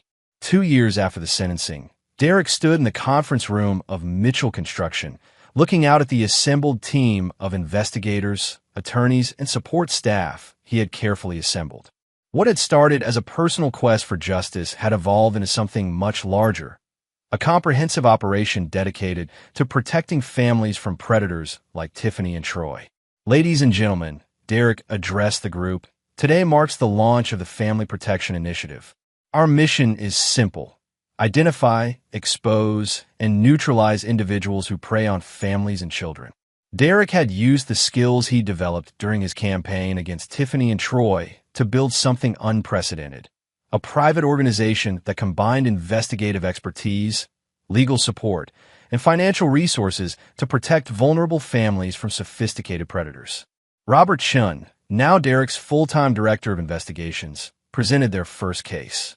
"We've identified a pattern of behavior similar to Troy's operation in Denver. A personal trainer named Marcus Webb has been targeting wealthy divorced women, gaining access to their children, and we suspect engaging in various forms of abuse and financial exploitation." Derek studied the file Chun presented. The similarities to Troy's methods were striking. The same careful targeting of vulnerable women, the same gradual infiltration of family dynamics, the same systematic exploitation for financial gain. "What's our timeline?" Derek asked. "We can have a complete background report within 2 weeks," Chun replied. "Financial records, previous victims, criminal history, the full profile." Derek nodded. "Do it, and reach out to local law enforcement. I want them fully briefed on what we're finding." The Family Protection Initiative had grown out of Derek's realization that predators like Tiffany and Troy weren't isolated cases. They were part of a larger pattern of sophisticated criminals who targeted families because families were trusting, vulnerable, and often unprepared for systematic deception. Derek had invested heavily in building an organization that could identify these predators before they caused irreparable damage. Using his construction business as a foundation, Derek had created a network of investigators, legal experts, and support personnel who specialized in protecting families from exactly the kind of threats his own family had faced. The initiative operated in a legal gray area. Not quite law enforcement, not quite private security, but something uniquely effective at identifying and neutralizing threats to family safety. Derek had learned that sometimes protecting innocent people required methods and resources that traditional law enforcement couldn't provide. Lucy, now 7 years old, had blossomed in the years since Tiffany's imprisonment. Derek had arranged for the best possible counseling and support, and his daughter showed no lasting psychological damage from her mother's abuse. More importantly, Lucy was growing up understanding that her father would go to any lengths to protect her, a lesson Derek considered invaluable. "Daddy," Lucy had asked him just a week before, "why do some people try to hurt families?" Derek had thought carefully before answering. "Because some people think only about themselves, sweetheart. They don't care about other people's feelings or safety. That's why it's important to be very careful about who we trust." "But you protected us," Lucy said with the simple confidence of a child who trusted her father completely. "I did," Derek confirmed. "And I always will." Derek's transformation from betrayed husband to family protector had been complete and irreversible. He had learned that trust was a precious commodity that had to be earned through actions, not words. He had also learned that some people forfeited their right to mercy when they crossed certain lines, particularly lines involving the safety of children. The Family Protection Initiative's second case involved a woman named Dr. Sarah Kim, a pediatrician who had been systematically over-medicating children in her care to increase billing and create artificial medical crises that she then solved to enhance her reputation. Derek's team had identified the pattern through careful analysis of insurance records and medical outcomes. Dr. Kim's patients showed statistically improbable rates of certain conditions that required expensive, ongoing treatment, conditions that mysteriously improved when families moved to different doctors. "She's been creating sick children to build her practice," Chin reported to Derek during their weekly briefing. "Some of these kids have been on unnecessary medications for years." Derek felt the familiar cold anger that had driven his campaign against Tiffany and Troy. Adults who harmed children for personal gain represented the worst form of betrayal, a violation of the most fundamental trust between protector and protected. "What do we need to stop her?" Derek asked. "We need more evidence to convince law enforcement," Chin replied. "Medical fraud is complex, and prosecutors want ironclad cases before they move against licensed physicians." Derek nodded grimly. "Then we get them ironclad evidence, whatever it takes." Over the following months, Derek's team conducted one of the most thorough investigations in the initiative's history. They documented every suspicious case, interviewed former patients and families, and built a comprehensive picture of Dr. Kim's systematic abuse of her position. The investigation revealed that Dr. Kim had been harming children for over 5 years, affecting more than 200 families. Some children had suffered permanent damage from unnecessary medications and procedures. Others had been psychologically traumatized by constant medical interventions they didn't need. When Derek's team finally presented their evidence to federal prosecutors, the case was so thorough and compelling that arrests were made within a week. Dr. Kim was charged with medical fraud, child abuse, and racketeering, charges that would result in decades in prison and the complete destruction of her medical career. But Derek's satisfaction came not just from stopping Dr. Kim, but from the broader implications of the initiative's work. Word was spreading through professional networks that families now had protection against predators who might target them. The mere existence of the Family Protection Initiative was serving as a deterrent to those who might consider exploiting vulnerable families. Derek had also begun working with law enforcement agencies to share information and coordinate investigations. His resources and investigative capabilities complemented official law enforcement efforts, creating a more comprehensive approach to protecting families from sophisticated predators. "Mr. Mitchell," Detective Rodriguez said during one of their regular meetings, "what you've built here is remarkable. We're identifying and stopping predators that might have operated for years without detection." Derek nodded, but his expression remained focused. "It's not enough to just stop them," he replied. "We have to make sure the consequences are so severe that others won't consider following in their footsteps." Derek's approach to justice had evolved beyond simple punishment to include comprehensive deterrence. Every case the initiative handled was documented and publicized to ensure that potential predators understood the level of scrutiny and consequences they would face if they targeted families. The message was clear: families were no longer soft targets. They now had protection that combined investigative expertise, legal resources, and an unwavering commitment to ensuring that those who harmed children and families face consequences that match the scope of their crimes.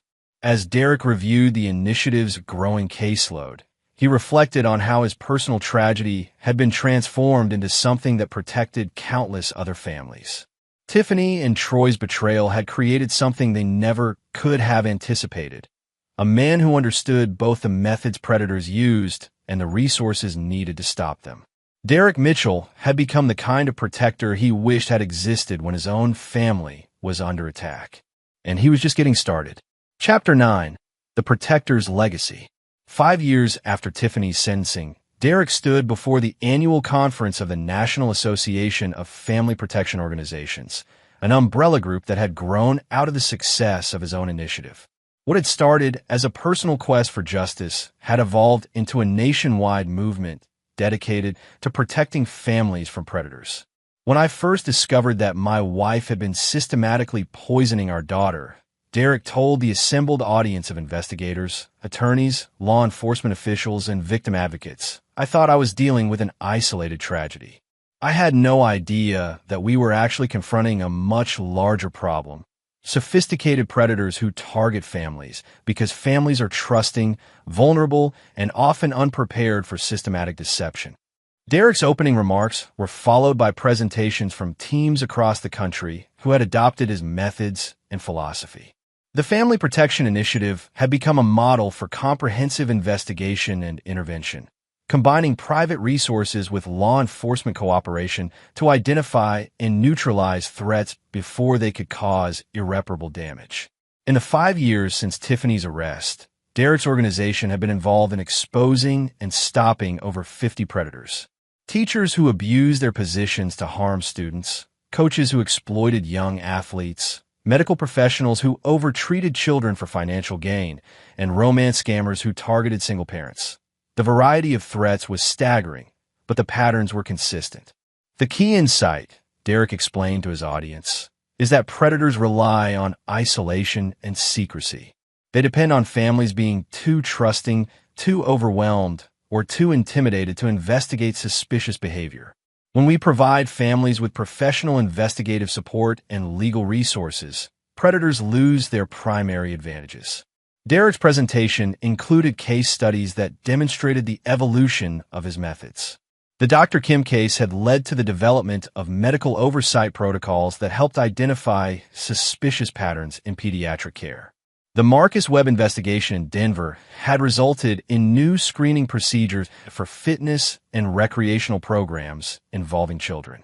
But Derek's most significant achievement was the creation of a network that allowed information sharing between family protection organizations across the country. Predators who might have operated successfully by moving between jurisdictions or targeting isolated families now faced coordinated investigation and intervention. We've learned that protecting families requires more than just catching criminals after they've committed crimes, Derek continued. We have to identify threats before they fully develop, intervene before irreparable damage is done, and ensure that consequences are so comprehensive that others won't consider following the same path. After his presentation, Derek was approached by Maria Santos, a federal prosecutor who had worked on several cases involving the Family Protection Initiative. Derek, she said, I wanted you to know that the Department of Justice is considering adopting some of your investigative protocols as part of our official procedures. The comprehensive approach you've developed has been more effective than anything we've tried through traditional law enforcement channels. Derek nodded, pleased but not surprised. He had always believed that protecting families required resources and methods that went beyond what traditional law enforcement could provide. The success of his initiative had proven that comprehensive protection required comprehensive solutions. There's something else, Maria continued. We've been tracking the recidivism rates for criminals exposed through your organization's investigations. It's remarkable. We're seeing virtually zero repeat offenses among predators who have been subjected to your full investigative and legal process. Derek smiled grimly. Fear is a powerful deterrent. When predators understand that targeting families will result in complete exposure, financial ruin, and maximum legal consequences, most of them find other lines of work. That evening, Derek returned home to find Lucy, now 12 years old, working on a school project about heroes and role models. She looked up as he entered her room, her expression serious but confident. "Dad," she said, "I'm writing about you for my project." Derek raised an eyebrow. "About me? I'm not sure I qualify as a hero, sweetheart." Lucy shook her head firmly. "You do. You protect families. You stop bad people from hurting kids. That makes you a hero." Derek sat on the edge of Lucy's bed, studying his daughter's earnest face. She had grown into a confident, intelligent young woman who understood the world contained both good and evil people, but who never doubted that the good people would ultimately prevail. "You know," Derek said carefully, "protecting people sometimes requires making hard choices. It means being willing to do things that other people might not understand or approve of." Lucy nodded. "I know, but protecting innocent people is always the right thing to do, even when it's hard." Derek felt a surge of pride at his daughter's wisdom. Lucy had learned from their experience not to be cynical or afraid, but to be strong and decisive when facing threats to her safety or the safety of others. "What are you going to do when you grow up?" Derek asked, though he suspected he already knew the answer. "I want to help you," Lucy replied without hesitation. "I want to protect families too." Derek studied his daughter's determined expression and saw something of himself in her resolve. Lucy had been shaped by her early trauma, but rather than being broken by it, she had been strengthened. She understood that the world contained predators, but she also understood that those predators could be stopped by people who were willing to commit completely to protecting the innocent. "We'll see," Derek said, kissing Lucy's forehead. "For now, focus on growing up strong and smart. There will be plenty of time to decide about the future." But Derek already knew that Lucy would probably join his organization eventually. She had the same instinctive protectiveness, the same unwillingness to tolerate threats against innocent people, the same understanding that some lines could never be crossed without facing comprehensive consequences. As Derek prepared for bed that night, he reflected on the journey that had brought him to this point. Tiffany's betrayal had destroyed the man he had been, trusting, forgiving, willing to see the best in people. But from that destruction had emerged someone far more effective at protecting the innocent. Derek Mitchell had become exactly what families needed. Someone who understood how predators operated, who had the resources and determination to stop them, and who was willing to ensure that the consequences for threatening innocent people were severe enough to serve as permanent deterrents. The legal system provided one form of justice, but Derek had learned to provide another, comprehensive, personal, and designed to ensure that betrayal carried a price that extended far beyond prison sentences and fines. Most importantly, Derek had created something that would outlast him. The Family Protection Initiative and the broader movement it had spawned would continue protecting families long after Derek was gone. Lucy and others like her would carry forward the understanding that protecting innocent people required complete commitment, creative thinking, and an unwavering willingness to ensure that predators face consequences that match the scope of their crimes. Derek had transformed his personal tragedy into a legacy of protection that would benefit countless families for generations to come. Tiffany and Troy had tried to destroy his life, but instead, they had created something they never could have anticipated, a man who understood both how to identify evil and how to stop it permanently. As Derek drifted off to sleep, he felt the deep satisfaction that came from knowing his daughter was safe, his community was protected, and predators across the country now faced an opponent who would never forgive, never forget, and never stop until justice was complete and comprehensive. Derek Mitchell had become the protector he wished had existed when his family was under attack. And that made all the difference. And there you have it. Another story comes to an end. What did you think? I'd love to hear your thoughts in the comments below. If you enjoy this story, consider joining our community by subscribing. It means the world to us. For more stories like this one, check out the recommended videos on screen. And I'll see you there. Subscribe to Infidelity Tales Lab for more stories. Now, let's begin this one. Chapter 1. 3 Years of Silence. Clark Callahan stood in his workshop, running his hand across the smooth surface of a mahogany table he'd spent 3 weeks restoring. The afternoon sun filtered through the tall windows, casting amber light across the wood grain. At 42, he'd found a strange peace in the silence of his work, a peace that had eluded him for 3 years. 3 years since Valerie died. The official report said drowning. A late-night drive along the coastal highway, the car found nose down in the ravine, Valerie's body pulled from the rocks below. They said she'd fallen asleep at the wheel. Clark had never believed it. Valerie was the most careful driver he knew, and she'd called him just an hour before, her voice bright and excited about a discovery she'd made at the historical archives in Portland. "Dad, you here?" Clark looked up to see his daughter Alexis standing in the doorway, her backpack slung over one shoulder. At 23, she had her mother's sharp green eyes and analytical mind. She'd graduated from Berkeley last year with a degree in digital forensics and now worked for a private investigation firm in Sacramento. "Hey, sweetheart. Didn't expect you today. I was in the area. Thought I'd stop by." She walked over, examining the table. "This is beautiful. Museum piece. Private collector. Some tech billionaire in San Francisco wants it for his study." Clark wiped his hands on a rag. "You eaten?" "I was about to make dinner. Actually, I can't stay. I've got to drive back tonight. Early meeting tomorrow." Alexis hesitated, then pulled out her phone. "But I wanted to ask you something. Do you remember Mom mentioning anything about a storage unit? Like, one she might have rented privately?" Clark's hands stilled. "No. What?" "I was going through some of her old files, digital stuff I'd backed up before we cleared out her office. I found a payment confirmation for a unit in Eugene. Monthly charges, paid up for 5 years in advance. The payment was made 2 weeks before she died." The workshop suddenly felt colder. "You have the address?" "Yeah, but it's weird. I called the facility, and they said the unit's under a different name. Miranda Ellis. I tried to get them to let me see it, but they need authorization from the account holder." Miranda Ellis. The name hit Clark like a physical blow.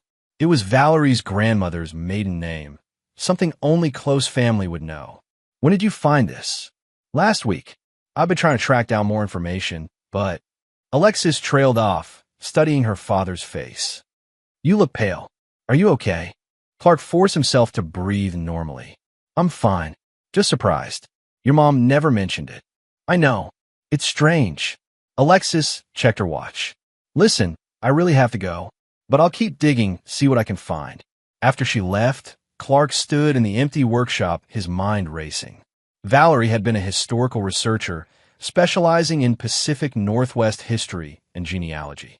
She'd made her living tracking down lost documents, verifying provenance of antiques, and helping families piece together their heritage. 2 weeks before her death, she'd been working on something that had made her excited enough to call him from the road. He'd never found out what it was.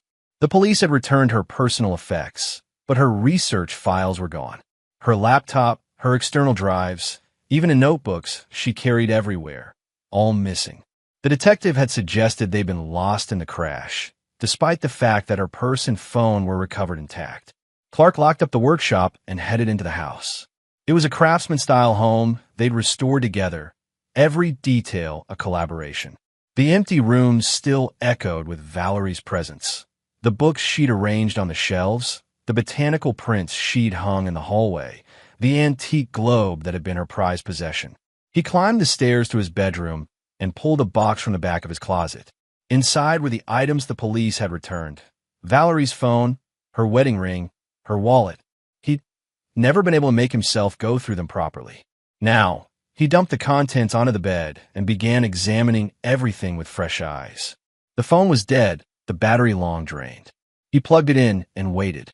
When it finally powered on, he entered Valerie's passcode, their anniversary. The phone had been wiped clean remotely. Factory reset. He checked the wallet. Credit cards, driver's license, a photo of Alexis at her high school graduation. Nothing unusual, but tucked into a hidden slot behind the credit cards, he found something he'd missed before, a small key with a number stamped on it. 237. Clark turned the key over in his palm. It wasn't a house key or a car key. It was smaller, brass, the kind used for a safe deposit box or a storage locker. His phone rang, startling him. Unknown number. Hello. Silence on the other end, then a click. The line went dead. Clark stared at the phone, his pulse quickening. Wrong number, probably, but something about it felt off. He spent the next hour trying to trace the storage unit, but without the account holder's authorization, he hit a wall. Finally, frustrated, he decided to drive to Eugene himself. It was a 3-hour drive, but he couldn't shake the feeling that Valerie had left him a message, one he was only now beginning to understand. Chapter 2. The Laptop. Clark was packing a bag for the trip to Eugene when his phone buzzed. A text from Alexis. Dad, I think I left my work laptop at your place. On the counter by the door? I need it tonight. He checked. Sure enough, a sleek black laptop sat on the kitchen counter. He texted back, got it. Want me to drop it off somewhere? No, I'll swing by in the morning before work. Just don't let anyone mess with it. Confidential client files. Understood. See you tomorrow. Clark set the laptop aside and continued packing. He'd leave first thing in the morning, check the storage unit, then meet Alexis when she came by. He was closing his overnight bag when a laptop on the counter chimed. He froze. The sound was distinctive, an incoming video call. Clark walked slowly to the counter. The laptop screen had lit up, showing an incoming call from an unknown ID. His finger hovered over the touchpad. This was Alexis's work laptop. He shouldn't answer, but something compelled him to click. The screen flickered, and then an image resolved. Clark's heart stopped. On the screen, in grainy but unmistakable detail, was his wife's face. Valerie looked directly at the camera. She was thinner than he remembered, her cheekbones more pronounced, her blonde hair shorter and darker at the roots. But it was her. Those eyes. That slight scar above her left eyebrow from when she'd fallen off her bike at 12. Valerie. His voice came out as a whisper. She opened her mouth to speak, but before any sound came out, the image shifted. The camera pulled back, revealing that Valerie was in a small, windowless room. Concrete walls. A single bulb overhead. Her hands were visible now, bound with zip ties to the arms of a metal chair. Then a gloved hand entered the frame, covering the camera lens briefly. When it moved away, the angle had changed.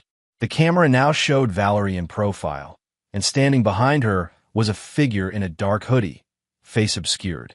A voice came through the speakers, male, digitally distorted, mechanical sounding. Don't tell him you saw this. The figure behind Valerie leaned closer to the camera, and Clark caught a glimpse of a tattoo on the exposed wrist. 3 interlocking rings with a date beneath. August 15th, 19. If you involve the police, the distorted voice continued, she dies. If you tell your daughter, she dies. You have something we want, Mr. Callahan. Check your email. You have 48 hours. The screen went black. Clark stood frozen, his hands gripping the counter so hard his knuckles had turned white. His mind screamed 2 impossible truths. Valerie was alive, and she'd been captive for 3 years. He grabbed the laptop, his hands shaking, and opened the email application. It was password protected, but he forced himself to think. He pulled out his phone and called Alexis. Hey, Dad, everything okay? I need you to walk me through accessing your laptop. There's something I need to check. Dad, I told you, it's got confidential. Alexis, please. Something in his voice must have convinced her. She guided him through a workaround that let him access the guest browser. He opened his own email. There, at the top of his inbox, was an unmarked message sent 3 minutes ago. No subject line. He opened it. Inside was a single photograph and a message. The photograph showed a document. Old, yellowed paper with elaborate calligraphy. Clark recognized it immediately. It was a land deed dated 1847, signed by Territorial Governor Joseph Lane.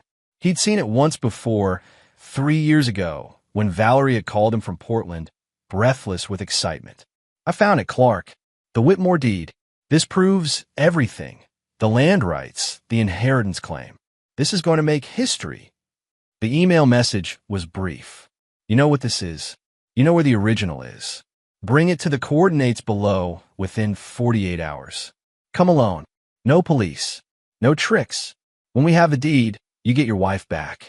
Below was a set of GPS coordinates. Clark's mind raced. The Whitmore deed. Valerie had been researching the Whitmore family for months before her death. The Whitmores had been one of Oregon's founding families, granted massive land parcels by the territorial government. But the family had died out in the early 1900s, or so everyone thought. Valerie had discovered that there was a surviving heir, a descendant through a female line that had been overlooked. If the original deed could be found, it would prove ownership of nearly 2,000 acres of prime Portland real estate, land currently occupied by shopping centers, apartment complexes, and office buildings. Land worth hundreds of millions of dollars. Dad, are you still there? He'd forgotten Alexis was on the line. I'm here. Listen, I need you to stay where you are tonight. Don't come by tomorrow morning. What? Why? What's going on? I can't explain right now. Just trust me. I'll bring your laptop to you tomorrow afternoon. Dad, you're scaring me. I know. I'm sorry. I just need you to stay safe. He paused. I love you, sweetheart. He hung up before she could respond. Clark stood in his kitchen, the laptop screen glowing before him, and felt something cold and hard crystallize in his chest. For 3 years, he'd been drowning in grief. For 3 years, he'd blamed himself for not being there, for not protecting Valerie, for not seeing whatever danger had been coming. Now he knew the truth. Valerie hadn't died. She'd been taken. Someone had staged the accident, faked her death, and kept her prisoner, all for a piece of paper that would make them wealthy beyond measure. And they expected him to simply hand it over and trust they'd release her. Clark pulled out his phone and began making calls. Not to the police, they'd said no police, but to people who owed him favors, people with particular skills. If they wanted to play games, he'd play, but not by their rules. By the time the sun rose, Clark Callahan would be ready for war. Chapter 3. The Hunter Awakens. Clark didn't sleep. He spent the night in his workshop, not working on furniture, but assembling something else entirely. A map of connections, a web of possibilities, a strategy for the impossible. The first call had been to Kent Humphrey, a former military intelligence officer who'd retired to Eugene and now ran a private security consulting firm.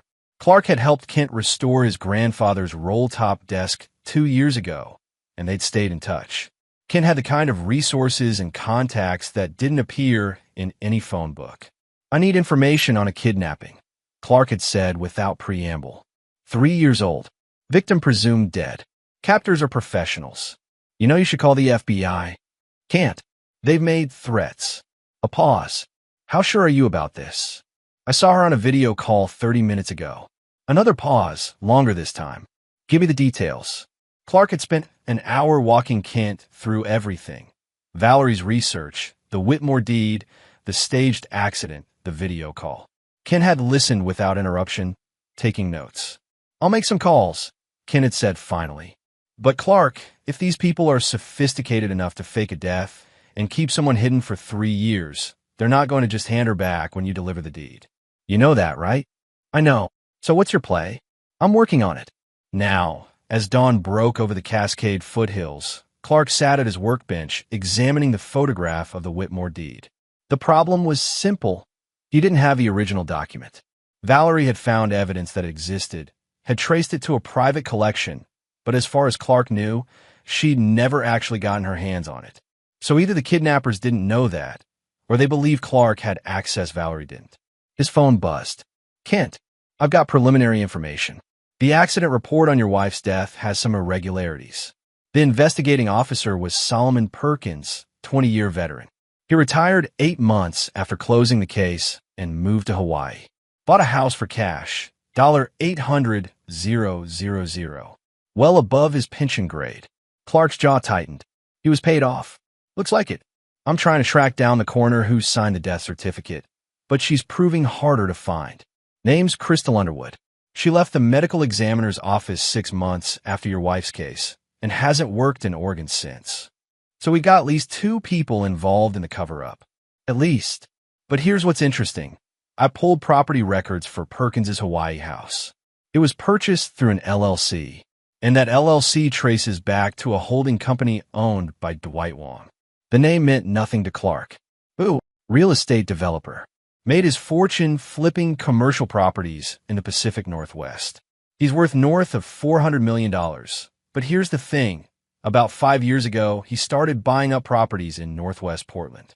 Shopping centers, office parks, residential complexes. He paid premium prices way above market value. Then, 3 years ago, the buying stopped, right around the time your wife disappeared. Clark felt pieces clicking into place. He knew about the deed. He was buying the properties before anyone could challenge his ownership. That's my guess. If the Whitmore heirs surfaced with the original deed, Wong would lose everything. We're talking $250 million in real estate that wouldn't legally belong to him. So he had Valerie killed, or thought he did. But why keep her alive? Insurance, Kent said. Maybe he needed her expertise to verify the deed when he found it. Or maybe she told him she'd hidden it somewhere, and he's been trying to extract the location. Either way, you've got a problem. Wong's not going to let either of you walk away from this. Clark had already reached that conclusion. Can you give me an address? For Wong. I can. But Clark, this guy has resources. Private security, lawyers, connections to people you don't want to mess with. You go after him directly, you're dead. Then I won't go after him directly. Clark hung up and turned to his computer. He pulled up everything he could find on Dwight Wong. Property holdings, business ventures, associates, habits. The man kept a relatively low profile despite his wealth, avoiding the society pages and charity galas that usually attracted people of his status. But everyone had weaknesses. Everyone had pressure points. Clark found Wong's first vulnerability in a 3-year-old article from a Portland business journal. Wong had been embroiled in a legal dispute with a former business partner named Reginald Schmidt over a deal that had gone south. Schmidt had accused Wong of fraud, claiming Wong had deliberately tanked a property development to buy it cheap and flip it for profit, cutting Schmidt out of millions. The case had been settled out of court, terms undisclosed. Reginald Schmidt. Clark pulled up everything he could find. The man had been a successful developer in his own right before the dispute with Wong. After the settlement, Schmidt had fallen on hard times, bankruptcy, foreclosure, a messy divorce. He disappeared from Portland society about 2 years ago. But people didn't just vanish. They left traces. Clark spent the next 3 hours tracking those traces. Social media posts, property records, business registrations. Finally, he found it. Schmidt had reinvented himself as a business consultant and was living in a modest apartment in Salem, about an hour south. The second call was to Jonah Duffy, a private investigator Clark had met through his restoration work. Jonah had been helping an elderly client track down stolen family heirlooms, and Clark had authenticated several pieces. Jonah was good at finding people who didn't want to be found. I need you to locate someone, Clark said, and I need it done quietly. Can you do that? Depends on the someone. Reginald Schmidt. Lives in Salem. I need an address and a phone number, and I need to know if he's clean or if he's got any outstanding warrants. I can have that for you by noon. What's this about? Better you don't know. By midday, Clark had what he needed. Schmidt's address, his phone number, and, most importantly, the knowledge that the man had a serious gambling problem and was in debt to several questionable lenders. Clark made the drive to Salem. Schmidt's apartment complex was a rundown collection of 2-story buildings arranged around a cracked parking lot. Clark found the unit number and knocked. The man who answered looked nothing like the confident businessman from the articles. Schmidt was in his 50s, graying and gaunt, with the hollow-eyed look of someone who'd seen better days. He wore sweatpants and a stained t-shirt. Reginald Schmidt? Who's asking? My name's Clark Callahan. I want to talk to you about Dwight Wong. Schmidt's expression went from suspicious to hostile. I got nothing to say about that bastard. Even if I told you I could help you get revenge. Schmidt studied Clark for a long moment, then stepped back from the door. You got 5 minutes. Inside, the apartment was sparse. Furniture that looked like it came from thrift stores, empty beer bottles on the counter, the smell of stale cigarettes. Schmidt gestured to a worn couch, and Clark sat. Wong destroyed my life, Schmidt said without preamble. He stole from me, lied about me, and when I tried to fight back, he buried me in legal fees until I had nothing left. So yeah, I'd love revenge. But unless you've got a magic wand, I don't see how that happens. I don't have a magic wand, Clark said, but I have information. Wong is involved in something criminal, something that could put him away for a long time. I just need help proving it. Schmidt laughed, bitter. You think I haven't tried? Wong's bulletproof. He's got judges in his pocket, lawyers on retainer, and enough money to make problems disappear. He doesn't have me. And who are you? Someone he hurt badly. Someone who's going to make sure he pays for it. Clark leaned forward. 3 years ago, Wong orchestrated the kidnapping of my wife. He faked her death, bribed officials to cover it up, and has kept her prisoner ever since. All because she discovered evidence that could cost him hundreds of millions of dollars. I've got 48 hours to deliver that evidence, or they kill her. I don't plan to let either of those things happen. Schmidt's eyes had gone wide. Jesus Christ. I need information on Wong's operation, where he keeps his security, who he trusts, where his vulnerabilities are. You worked with him. You know how he thinks. I did, but that was years ago. People don't change their patterns. Help me take him down, and when this is over, I'll make sure you get a piece of whatever comes from it. Money, vindication, whatever you want. Schmidt was quiet for a long time. Then, Wong's got a compound outside of Portland. 15 acres, gated, security cameras everywhere. He keeps his private files there, the stuff he doesn't want anywhere near his legitimate businesses. If your wife's being held captive, that's where she'd be. How do I get in? You don't. Not without an army. But Schmidt hesitated. Wong's paranoid. He doesn't trust anyone completely. So he keeps insurance, files on everyone he works with, evidence he can use if they ever turn on him. I know because he tried to use it on me. It's all kept in a safe in his study. What kind of evidence?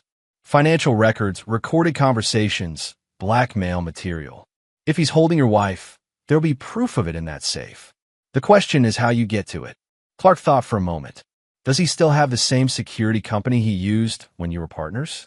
Far as I know, Apex Security, run by a guy named Trevor Larson.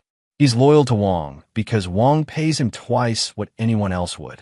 Everyone's loyalty has a price, Clark said. What's Larson's? Schmidt smiled grimly. Now you're thinking like Wong. They talked for another hour, Schmidt laying out everything he knew about Wong's operation, his habits, his weaknesses. By the time Clark left, he had the beginnings of a plan. It was risky. It was probably illegal. And it definitely wasn't the kind of thing a furniture restorer should be attempting. But Clark Callahan wasn't just a furniture restorer anymore. He was a man who'd been given a second chance to save his wife. And he wasn't going to waste it. Chapter 4. Allies and Enemies. Clark drove back to Eugene with Schmidt's information burning in his mind. The compound, the safe, Trevor Larson, each element was a piece of a larger puzzle. But he needed more than information. He needed people. Taking down someone like Dwight Wong required a team, and Clark had exactly 36 hours left before the deadline. His first stop was Kent Humphrey's office. Kent listened without interruption as Clark laid out what he'd learned from Schmidt, occasionally making notes on a yellow legal pad. You're talking about breaking into a secured compound, cracking a safe, and stealing evidence from a man who's already demonstrated he's willing to kill, Kent said when Clark finished. That's not a rescue operation. That's a suicide mission. You have a better idea? Yeah, go to the FBI. Give them everything you've got. Let them handle it. And if Wong gets spooked and kills Valerie before they can move? Or if he's got connections inside law enforcement, who tip him off? Clark shook his head. I can't take that risk. Kent leaned back in his chair, studying Clark with the calculating gaze of someone who'd spent decades making life-or-death decisions. You've changed. 3 years ago, you would have called the cops immediately. 3 years ago, I thought my wife was dead. I spent 1,000 nights wondering if there was something I could have done differently. I'm not making that mistake again. Ken was quiet for a moment. Then he pulled out his phone. I know a guy. Former Delta, now freelance security consultant. He specializes in high-risk extractions, corporate kidnappings, hostage situations in foreign countries. He's expensive, and he doesn't ask questions. Can he do it in 36 hours? If anyone can, it's him. Kent dialed. But Clark, you need to understand something. Once you start down this path, there's no going back. You'll be committing multiple felonies. If this goes wrong, you're not just losing Valerie. You're losing everything. I already lost everything 3 years ago. I'm just getting it back. 20 minutes later, Clark was meeting with Seth Massey in the back room of a gun range Ken owned. Massey was in his early 40s, compact and muscular, with the kind of stillness that suggested coiled violence. He listened to Clark's explanation with the same professional detachment a surgeon might show examining an X-ray. Apex Security, Massey said when Clark finished. I know them. Good outfit. Larson runs a tight ship. Getting past them isn't impossible, but it'll require precision. Can you do it? Depends on your budget and your timeline. For what you're describing, compound penetration, potential hostage extraction, evidence retrieval, you're looking at $100,000. Half up front, half on completion. Clark didn't hesitate. Done. I can wire you $50,000 today. Massey raised an eyebrow. That was fast. I don't have time to negotiate. I need to know if you can do this by tomorrow night. Tomorrow night? For the first time, Massey's professional mask slipped, showing surprise. That's not enough time for proper recon. It's all the time we have. Massey exchanged a glance with Kent, then turned back to Clark. All right, but we do this my way. I'll need to see the compound today, identify entry points, map security protocols. And I'll need at least one other person, someone to run over watch while I'm inside. I'll do it, Clark said. No offense, but you're a furniture restorer. This requires combat training. Then I'll be the distraction. Wong, and as people think I'm going to show up at their coordinates with the deed. I'll do that. Draw them away from the compound while you go in. By the time they realize they've been played, you're out with Valerie and whatever evidence we need. Massey considered this. That actually might work. But you understand you'll be walking into a trap with no backup? Not no backup. You said you need someone for Overwatch. I know someone. The someone was Jonah Duffy, the private investigator. When Clark called, Jonah was initially skeptical. You want me to do what now? Surveillance and communications. You've got the equipment, the experience with stakeouts. I just need you to watch my back while I meet with these people. Clark, I'm an investigator, not a mercenary. I know, but you're also a former Marine sniper. Kent told me. A pause. Kent talks too much. Will you help or not? Another pause, longer this time. How much does this pay? 20,000. Half now, half after. And you're sure about this? About the kidnapping? I saw her, Jonah. She's alive, and she's being held captive. I can't let this happen to anyone else, and I can't trust the police with this. Please. Finally, send me the details. I'll be there. With his team assembling, Clark turned his attention to the next problem, the Whitmore deed. The kidnappers expected him to deliver it, but he didn't have it, which meant he needed to figure out where it actually was, or create a convincing fake. Clark drove back to his workshop and pulled out Valerie's research files, the ones he'd managed to recover from her cloud storage. She'd been meticulous in her documentation, creating detailed notes about every lead she followed. The Whitmore deed had last been confirmed in the possession of a man named Paris Maldonado, an eccentric collector of Pacific Northwest historical documents. Valerie's notes indicated she'd arranged to meet Maldonado 2 days before her death, but there was no record of whether that meeting had actually happened. Clark looked up Maldonado's information. He lived in Portland, in one of the old neighborhoods near Washington Park. Clark made the drive, arriving at a Victorian house with overgrown gardens and peeling paint. He knocked on the door. The man who answered was in his 70s, with a wild mane of white hair and suspenders holding up worn corduroys. Can I help you? Mr. Maldonado? My name is Clark Callahan. I'm Valerie Callahan's husband. I believe you knew her. Maldonado's face went pale. Valerie? Yes. Terrible thing. What happened to her? Such a brilliant researcher. Can I come in? I need to ask you some questions about the last time you saw her. Maldonado hesitated, then stepped back. Of course. The interior of the house was exactly what Clark expected. Books and papers everywhere, artifacts on every surface, the organized chaos of a collector. Maldonado led him to a cluttered study. I was devastated when I heard about the accident, Maldonado said. Valerie was one of the few people who truly understood the importance of preserving these documents. She came to see you, didn't she? 2 days before she died. She was asking about the Whitmore deed. Maldonado's expression became guarded. She did, but I didn't have it anymore. I'd sold it 6 months earlier. Clark felt his heart sink. Sold it to whom? A private buyer. He paid well, very well, but he insisted on anonymity. All the negotiations went through lawyers. Was the buyer's name Dwight Wong? Maldonado looked startled. I don't know. The purchase was handled through an LLC. But he trailed off, then stood and walked to a filing cabinet. After a moment of searching, he pulled out a folder. Here, the sale documents. Maybe you can trace it better than I could. Clark took the folder, scanning the papers inside. The LLC was called Cascade Holdings, and the registered agent was a law firm in downtown Portland, Watkins & Associates. Did Valerie seem upset when you told her you'd sold the deed? Not upset, determined. She said she needed to find the buyer, that it was crucial. She asked me for any information I had about the sale. Maldonado paused. There was something else. After she left, I remembered something I'd forgotten to tell her. There was a second deed. Clark looked up sharply. What? The Whitmore land grant was split between two brothers, Marcus and Samuel Whitmore. Most historians know about Marcus's deed, the one I sold.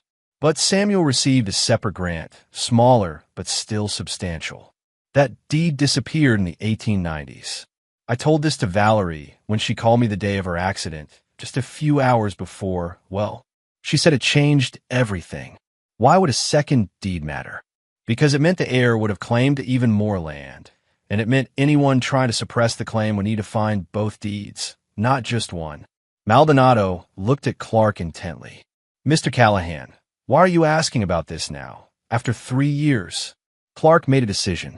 Because I don't think Valerie's accident was an accident, and I think whoever killed her did it because of those deeds. Maldonado sat down heavily. My God, you're saying she was murdered.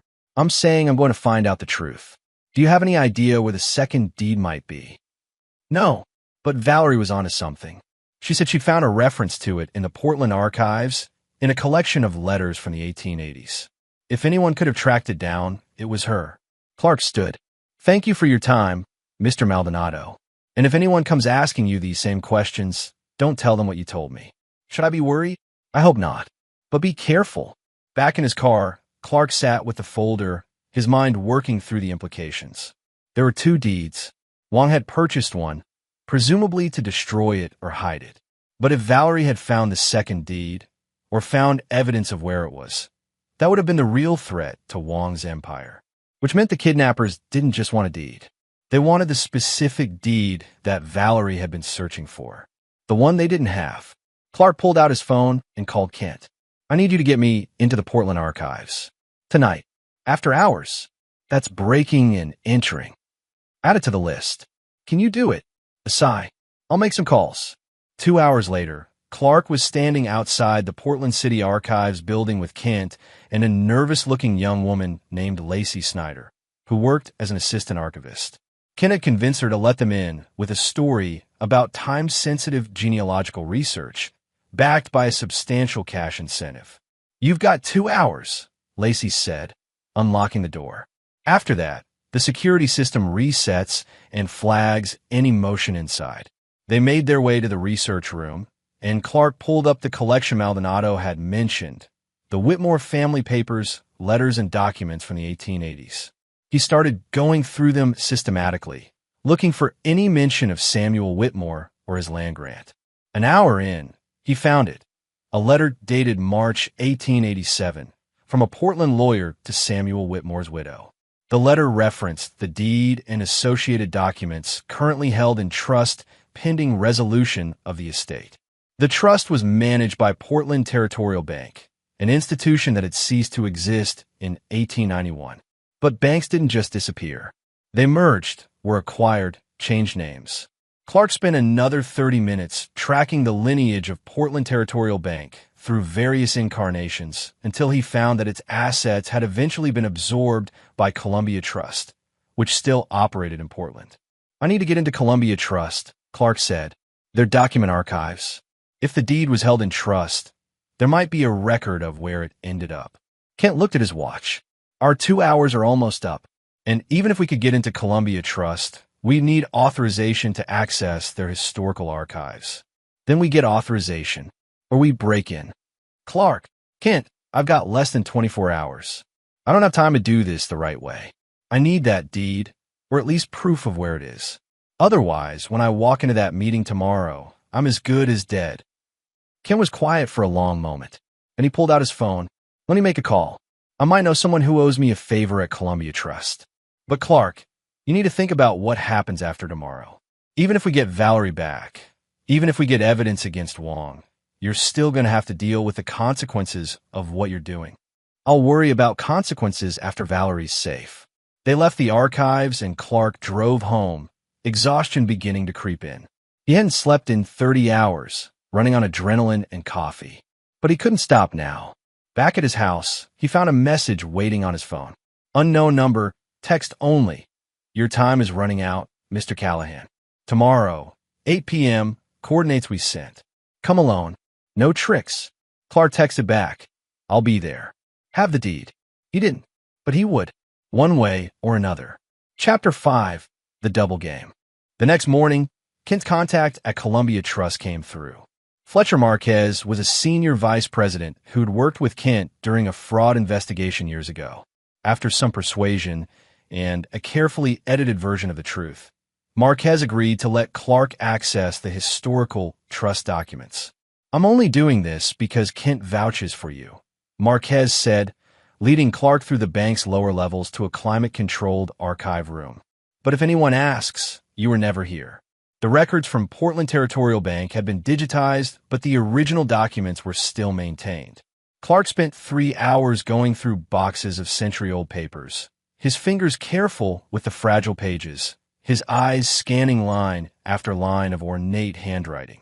Finally, he found it. Samuel Whitmore's deed, dated 1847, granting him 1,100 acres south of the Columbia River, east of the Willamette, encompassing the territory from Morrison Creek to Powell Butte. The original deed had been held in trust until 1923, when it was released to a descendant named Eleanor Whitmore Davies. After that, the trail went cold.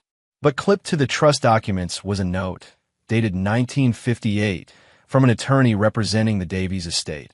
Original deed and territorial survey maps transferred to personal collection, to be maintained with family documents. The Davies family. Clark pulled out his phone and started searching. Eleanor Whitmore Davies had one daughter, Trudy Davies, who married and became Trudy Watkins. Trudy was still alive, living in a retirement community in Beaverton. Clark thanked Marquez and rushed out. He made the drive to Beaverton, his mind racing. If Trudy Watkins still had the deed, or knew where it was, that would explain why Valerie had been targeted. She must have tracked down the same connection. The retirement community was pleasant and well-maintained, with manicured gardens and comfortable common areas. Clark checked into the front desk and asked to see Trudy Watkins. Mrs. Watkins is in the activity room, the receptionist said. She's expecting someone today, actually. You can go right through. Expecting someone? Clark felt a prickle of unease, but continued. The activity room was empty except for an elderly woman sitting by a window, a blanket over her lap. She looked up as Clark approached, her eyes sharp despite her age. Mrs. Watkins? I'm Clark Callahan. I was hoping to ask you some questions about your family history. The Whitmore deed, Trudy said, surprising him. You're the second person this week to ask about it. Clark's blood ran cold. Who was the first? A man named Dwight Wong. He came 3 days ago, said he was a historian writing a book about territorial Oregon. But I could tell he wasn't really interested in history. He wanted the deed. Did you give it to him? Of course not. I don't have it anymore. I sold it years ago, 1995 to be precise. A man offered me $50,000 for it. At the time, that seemed like a fortune. I used the money to move into this facility. Who bought it? I don't remember his name. It was handled through a lawyer. But I remember the man himself came to inspect it first to make sure it was authentic. He was young then, maybe 30. Very intense. He kept saying it was a piece of history that needed to be preserved. Clark pulled out his phone and showed her a photo of Dwight Wong from a news article. Was this the man? Trudy leaned close, studying the image. No, the man who bought it was different. Thinner, darker hair. But she hesitated. When Mr. Wong was here, he had an assistant with him. That assistant looked familiar.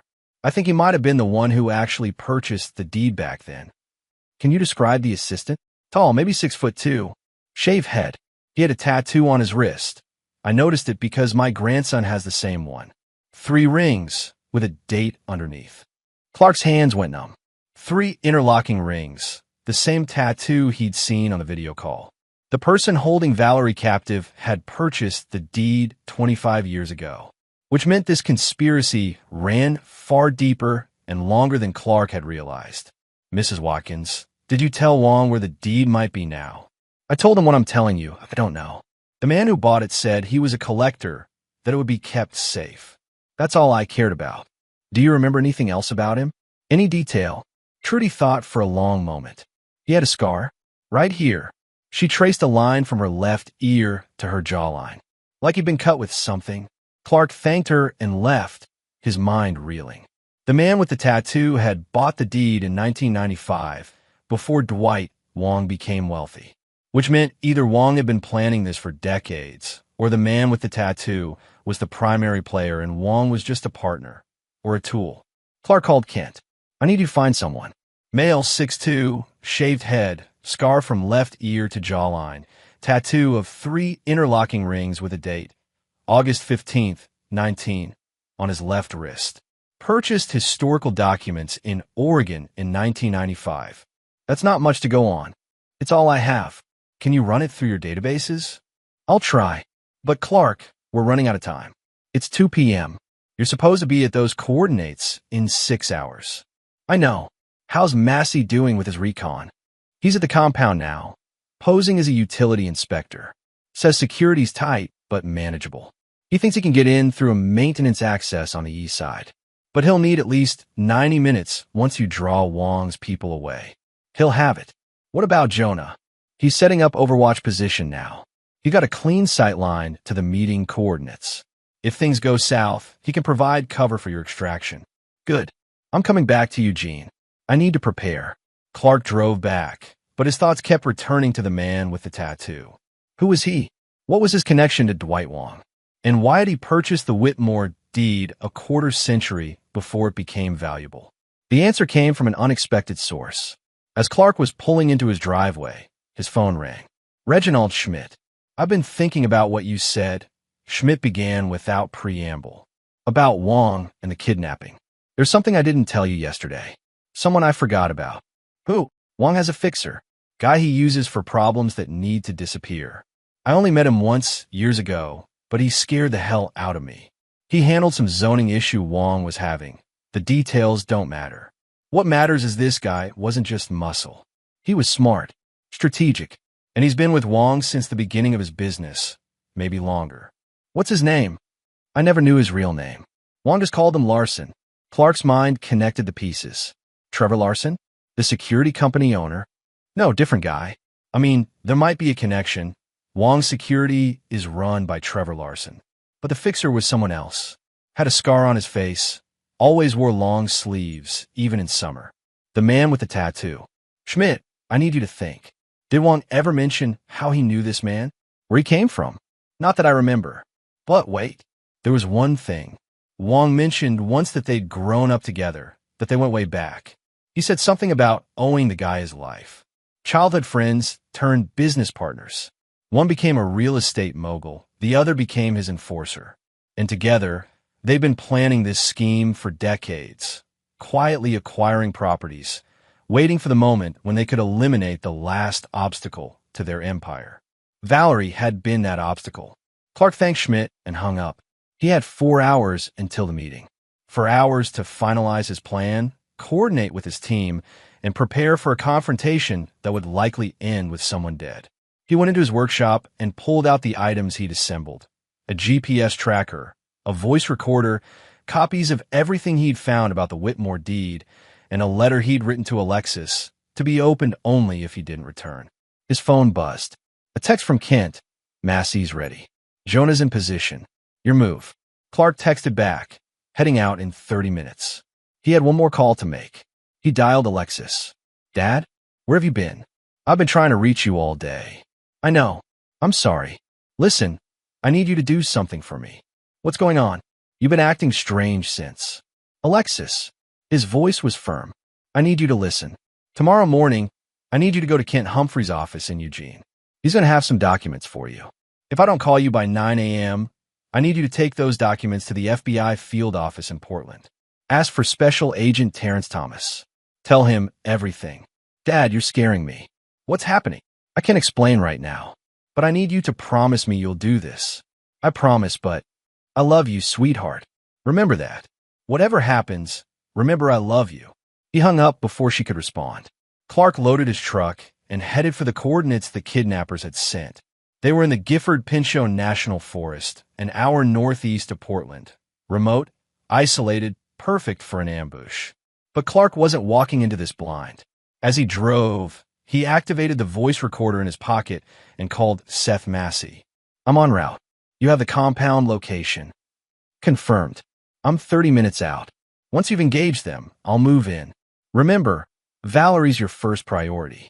Get her out, then grab whatever evidence you can from the safe. Understood. And Clark, don't be a hero.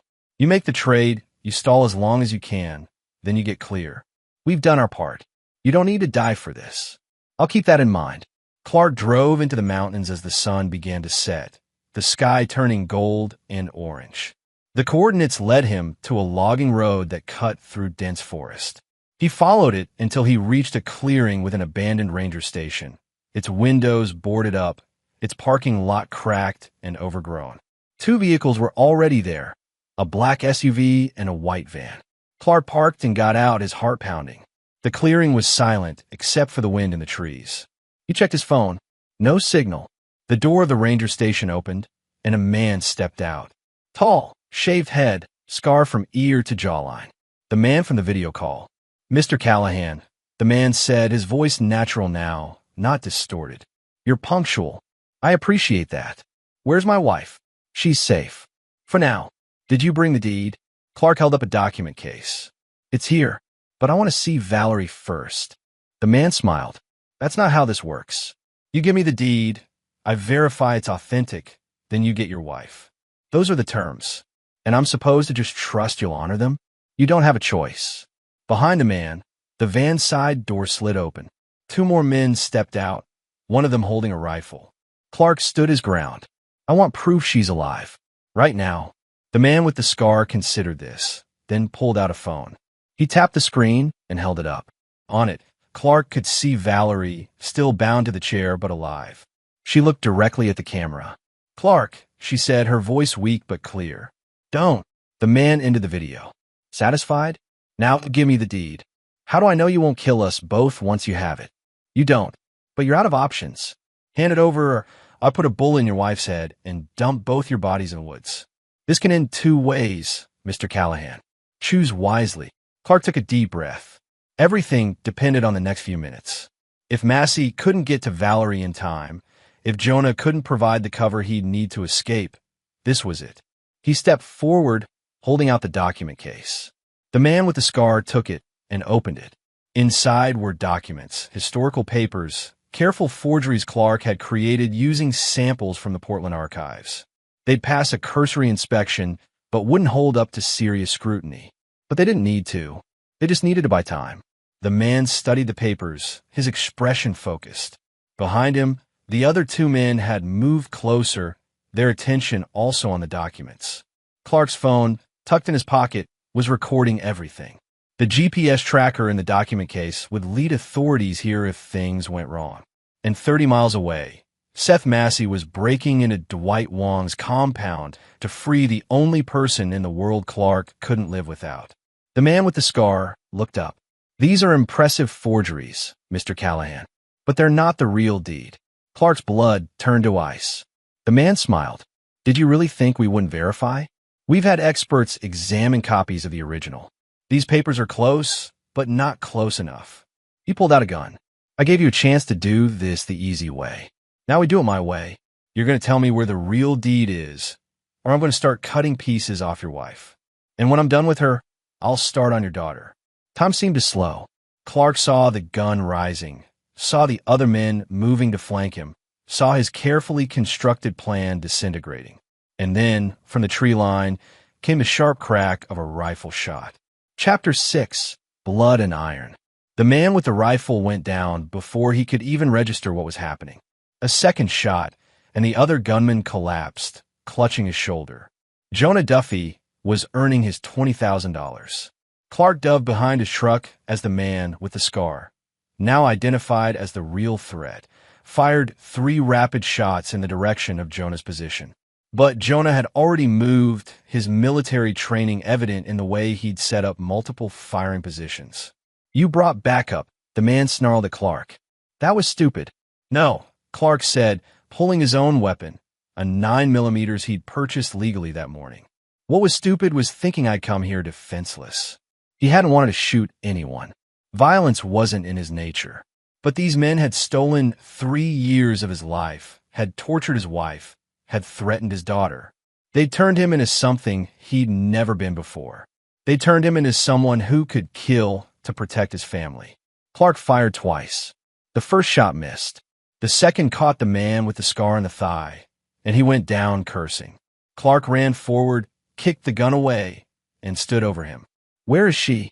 Where's Valerie?" The man laughed, blood seeping through his pants. "You think you've won? Wong has her at the compound. By now, he knows something went wrong. He's probably putting a bullet in her head as we speak." Clark's world tilted. Massey was supposed to have 90 minutes. But if Wong had been alerted, his phone buzzed. Signal had returned. A text from Seth Massey. "Complications. Wong was here. Engaged. Extracting now. What's your name?" Clark demanded, pressing the gun to the man's head. "Go to hell." Another text. "Have target. Multiple hostiles. Need exfil now." Clark looked at the wounded man. "You're going to give me Wong's security codes. Right now. Or I leave you here to bleed out. And if I give them to you, you'll let me live? No promises. But your odds are better than they are right now." The man seemed to calculate his chances. Then, painfully, he rattled off a series of numbers. Gate codes, security system, overrides, safe combinations. Clark recorded everything on his phone, then used the man's own zip ties to secure his hands and feet. He did the same with the wounded gunmen, using their belts as tourniquets to keep them from bleeding out completely. "That man you shot," Clark said, gesturing to the dead gunman. "He have family? Does it matter?" "Yeah, it does. Because unlike you, I'm not a murderer." He made his choice. "You made yours. But I need to know who I've killed." The man with the scar laughed bitterly. "You really are an amateur." He was nobody. Hired muscle from Seattle. Wong picked him up for this job. No family, no connections. Nobody's going to come looking. Clark felt something cold settle in his chest. He'd killed a man, even if in self-defense, even if justified, it would never leave him. But he couldn't think about that now. He called Jonah. "I need you to watch these two until the police arrive. I'm heading to the compound." "Clark, that's insane." "You should. I know what I should do. But Massey's got Valerie, and he's under fire. I'm not leaving them." Clark ran to his truck and peeled out, leaving Jonah to secure the scene. The drive to Wong's compound took 38 minutes at speeds that would have gotten him arrested under normal circumstances. But these weren't normal circumstances. He used the codes the man had given him to get through the gate. Alarms should have sounded, but the system accepted the override. The compound was massive, 15 acres of landscape grounds surrounding a modern mansion that looked like something from an architecture magazine. Clark could see signs of a firefight, bullet holes in walls, broken windows, a security guard lying motionless near the garage. His heart hammered as he ran toward the main house. A figure emerged from the shadows, Seth Massey, carrying someone over his shoulder. "Valerie." "Clark, what the hell are you doing here?" "Helping." "Is she okay?" "Sedated but alive. Wong's men caught me on the way out. We need to move now." Gunfire erupted from the house. Massey shoved Valerie into Clark's arms. "Get her to my vehicle. It's parked on the access road, west side. I'll cover you." "What about Wong?" "Already dead. I had no choice. He came at me with a gun. The evidence is in my pack. Now go."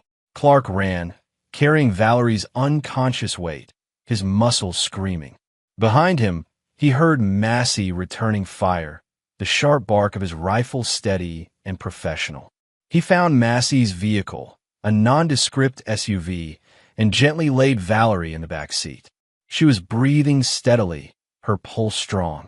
Tears burned Clark's eyes as he looked at her face, older and thinner than he remembered, but undeniably alive. "I'm sorry," he whispered. "I'm so sorry it took me this long." Massey appeared, breathing hard. "They're down. We need to go before more show up." They drove. Massey took back roads, avoiding main highways, his driving smooth despite the circumstances. Clark sat in back with Valerie, holding her hand, barely able to believe she was real. "The compound?" Clark asked. "Evidence secured. I got into Wong's safe before things went bad. Financial records, recorded conversations, photos. Everything you need to prove the conspiracy. Plus I found something else, a confession. Video recording of Wong explaining the whole scheme to his lawyer.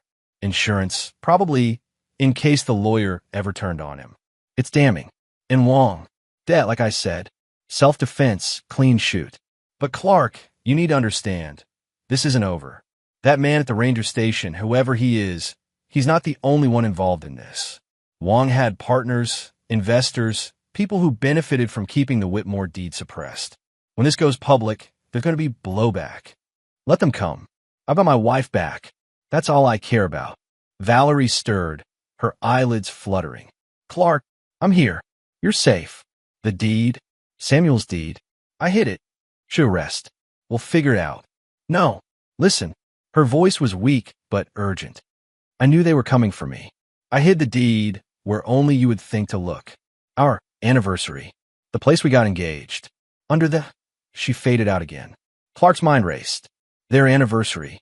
The place they got engaged. That was Crater Lake at the rim overlook. But what had been there? They'd been hiking, had stopped for lunch, had the old fire watchtower. 20 feet from where he'd proposed, there was an abandoned fire watchtower that they'd explored. Valerie had loved it, had said it was romantic in a decrepit way. She'd hidden the deed inside. "I know where it is," Clark said. "I know where she hid it." Chapter 7. The Revelation.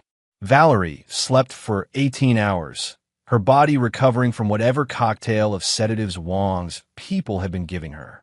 Clark sat beside the bed in the safe house Kent had arranged, watching her breathe, still half convinced this was a dream. When she finally woke, really woke, her eyes cleared and focused on him. For a long moment, they just looked at each other. Then Valerie started crying. Clark held her, and she held him, and neither spoke for several minutes. Some things didn't need words. When they finally separated, Valerie's first question was, "Alexis? She's safe. She doesn't know everything yet, but and the people who took me?" Clark's expression hardened. "Dead or in custody. It's over, Val. Wong, dead. His security chief, too. The man who actually held you. The one with the scar. He's in federal custody now. Kent made sure of that.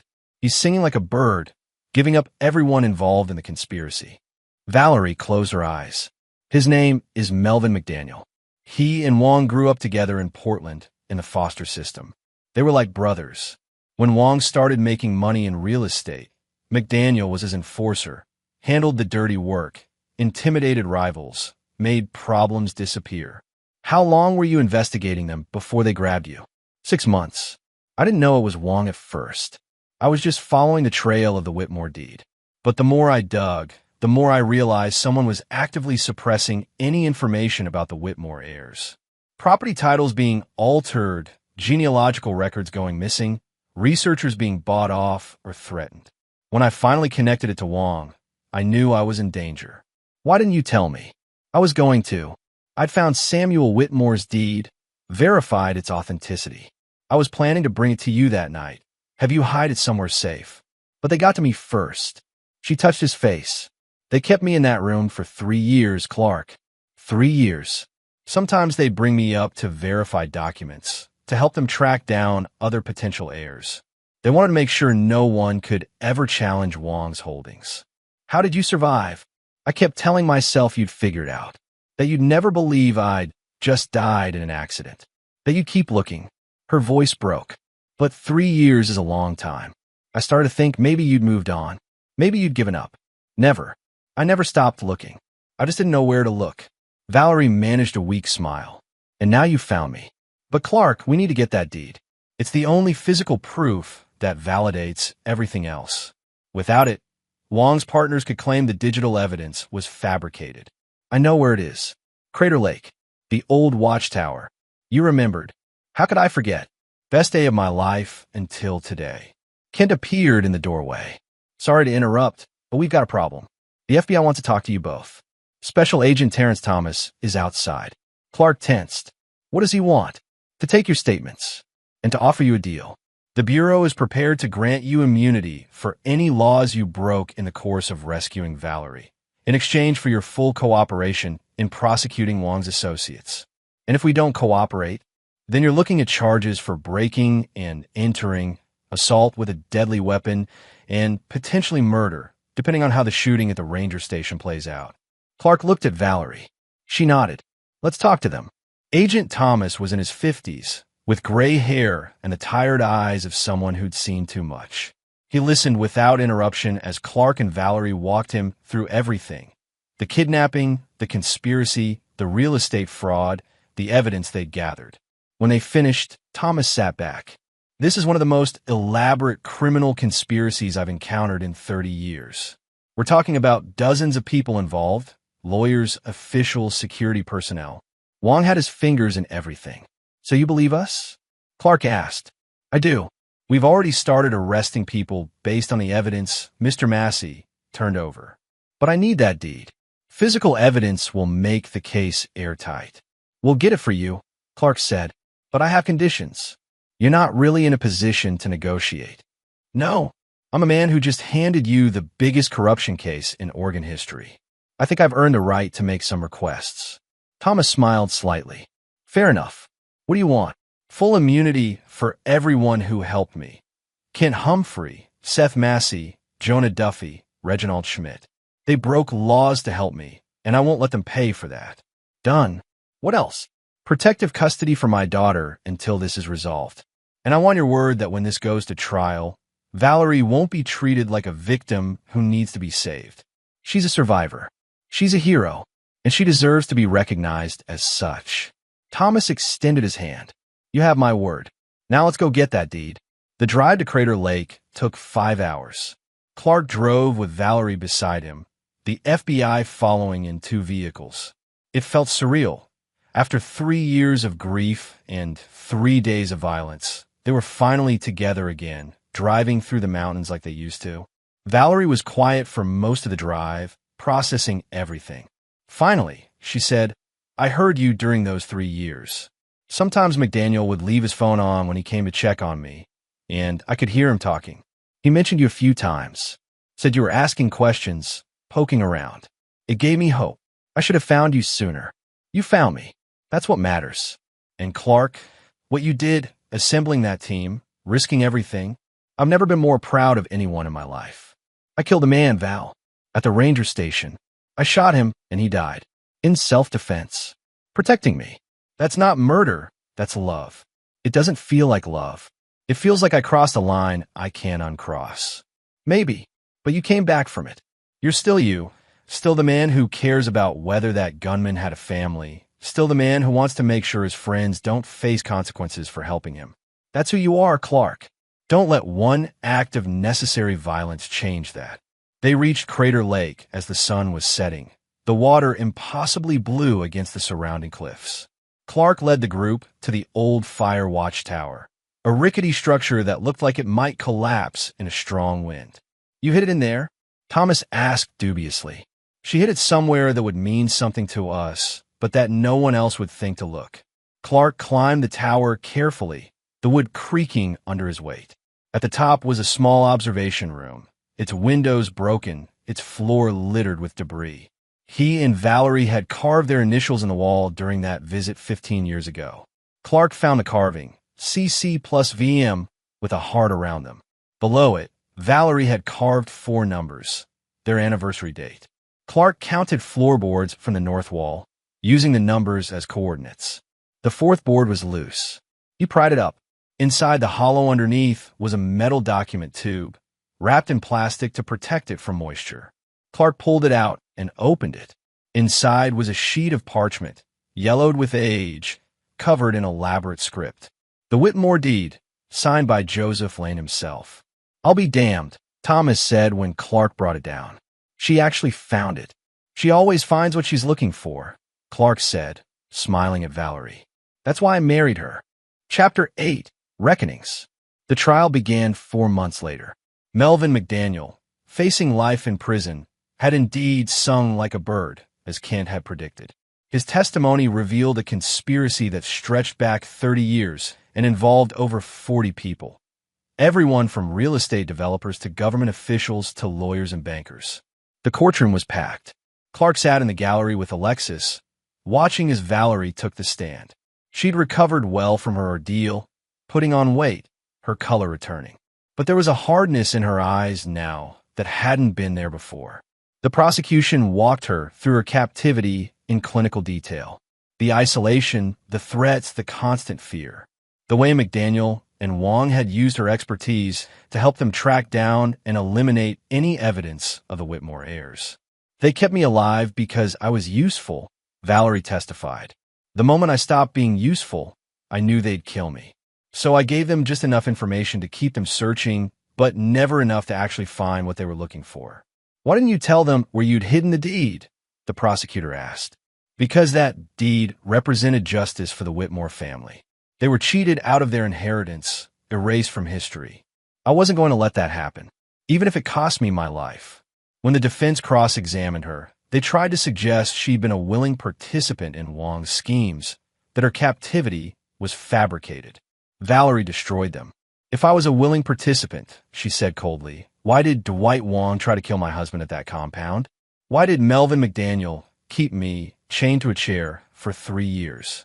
Why did they stage my death and terrify my family?" The defense had no answer. McDaniel's testimony was even more damning. He described in detail how he and Wong had orchestrated Valerie's kidnapping, forcing her car off the road, drugging her, placing her belongings in a staged accident scene. He explained how they'd paid off Officer Solomon Perkins to file a false report, and how they'd pressured medical examiner Crystal Underwood to sign off on a body that wasn't actually Valerie's. "Whose body was it?" the prosecutor asked. "A Jane Doe from a Seattle morgue," McDaniel said flatly. "Wong paid a funeral director to substitute it. The family held a closed-casket funeral. No one ever knew." The courtroom erupted. The judge called for order. But the most damaging testimony came when McDaniel explained Wong's ultimate plan. "Once we had all the documentation, once we were sure there were no other heirs, we were going to kill Valerie and her husband.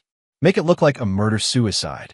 The grieving widower who couldn't handle his wife's return, or something like that." Wong had it all planned out. Clark felt Alexis grip his hand. She'd been devastated to learn the truth about her mother's death, angry that Clark had kept her in the dark during the rescue.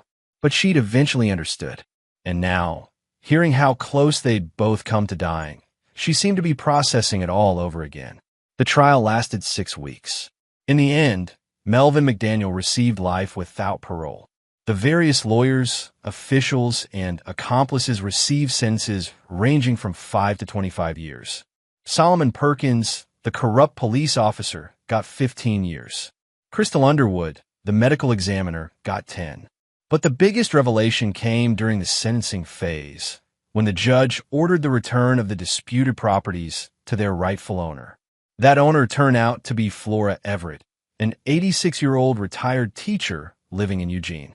She was Samuel Whitmore's great-great-great-granddaughter, and until Valerie's research surfaced, she'd had no idea about her family's history. When informed that she was now the owner of land worth approximately $340 million, Flora's response was characteristically practical. "Well, I suppose I can finally fix the roof." She used the money to establish the Whitmore Foundation, dedicated to preserving Oregon history and supporting genealogical research. Valerie was offered the position of executive director. She accepted. Chapter 9. New Beginnings.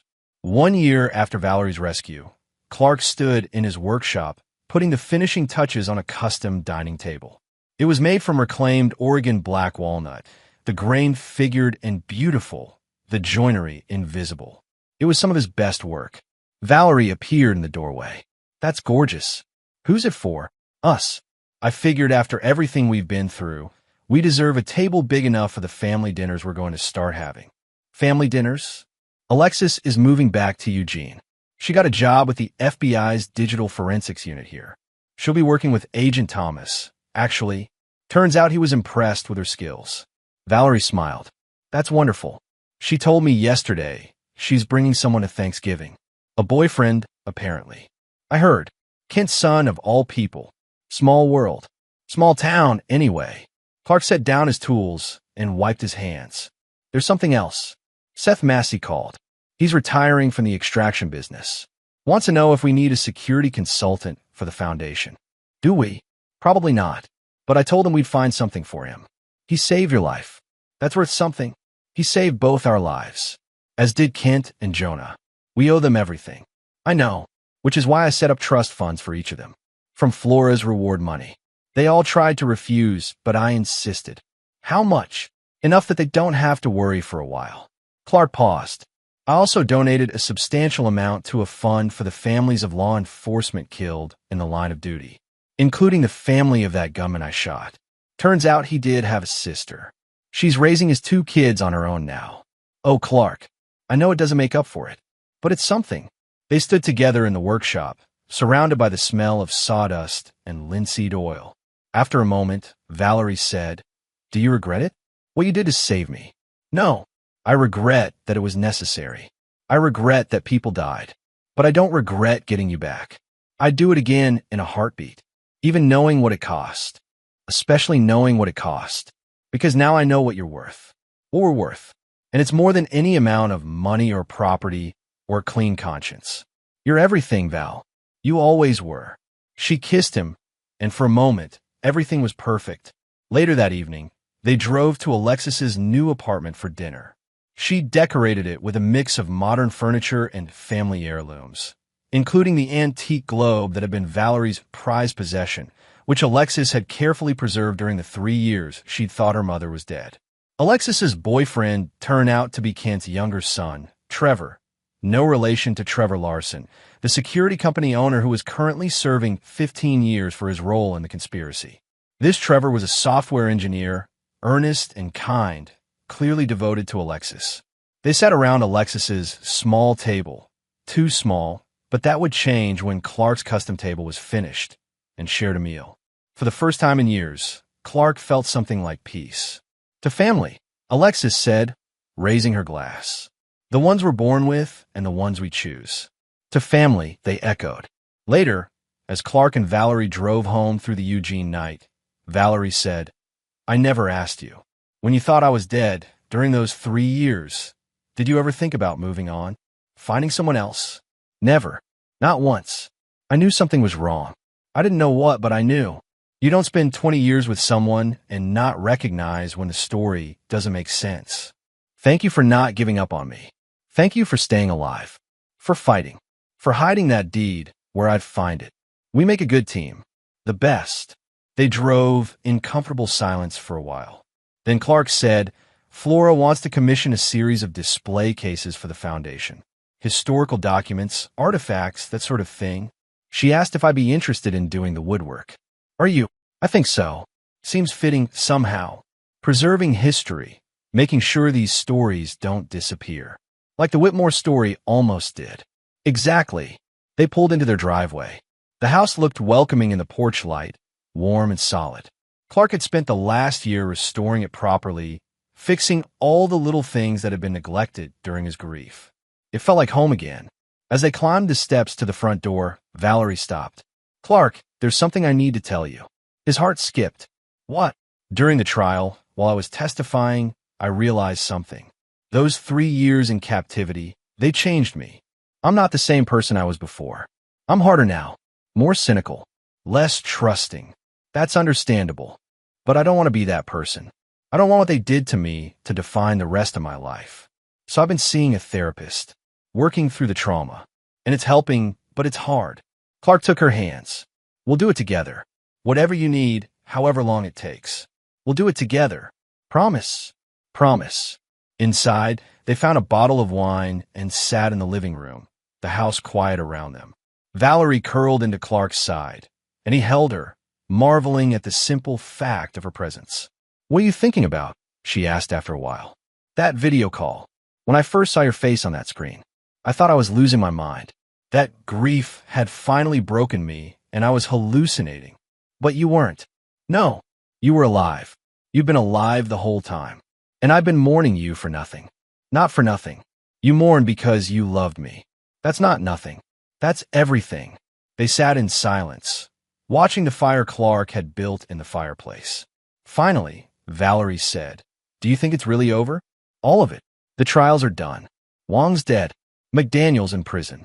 The foundation is established. What else is there? I don't know. I keep expecting something else to happen. Another threat, another revelation. It feels too easy. Val, you were held captive for 3 years. I shot a man. We exposed a massive conspiracy and sent dozens of people to prison. Nothing about this was easy. I know, but we won. The good guys won. That doesn't happen in real life. Sometimes it does. Sometimes justice actually works. Sometimes the person who keeps fighting, who refuses to give up, who does the hard thing even when it's terrifying, sometimes that person wins." Valerie smiled. "You've become quite the philosopher. I've had time to think. 3 years of it. What else did you think about during those 3 years?" "Honestly, revenge. I spent a lot of time imagining what I'd do if I found out you hadn't died in an accident. The people I'd hurt, the things I'd destroy. But you didn't. You saved me instead. Only barely.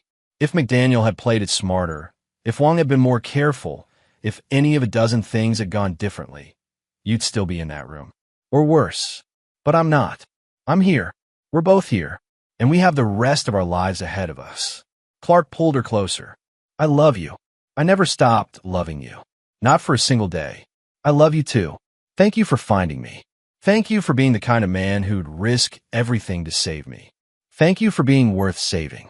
They sat by the fire until it burned down to embers, then climbed the stairs to bed. In the darkness, wrapped in each other's arms, Clark felt something he hadn't felt in 4 years. Complete. The nightmares would come later. The trauma would take years to process. There would be hard days ahead, days when Valerie couldn't get out of bed, days when Clark woke up convinced it had all been a dream and she was really gone.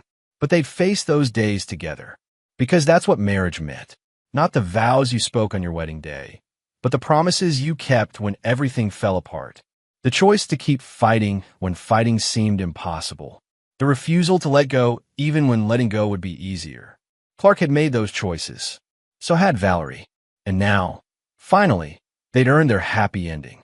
Outside, the Oregon night was clear and cold, the stars brilliant in the darkness.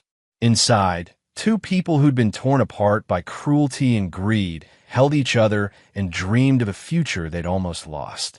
Some stories don't have happy endings, but this one did, and it had been earned, every single moment of it, with blood and tears and an unwavering refusal to accept defeat.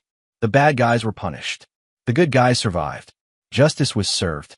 And Clark and Valerie Callahan, against all odds, got to live the rest of their lives together. Epilogue. 5 years later, Clark Callahan stood at Crater Lake with his granddaughter. Alexis and Trevor had married 3 years ago, and their daughter, named Valerie after her grandmother, was 2 years old and endlessly curious. "Papa, what's that?"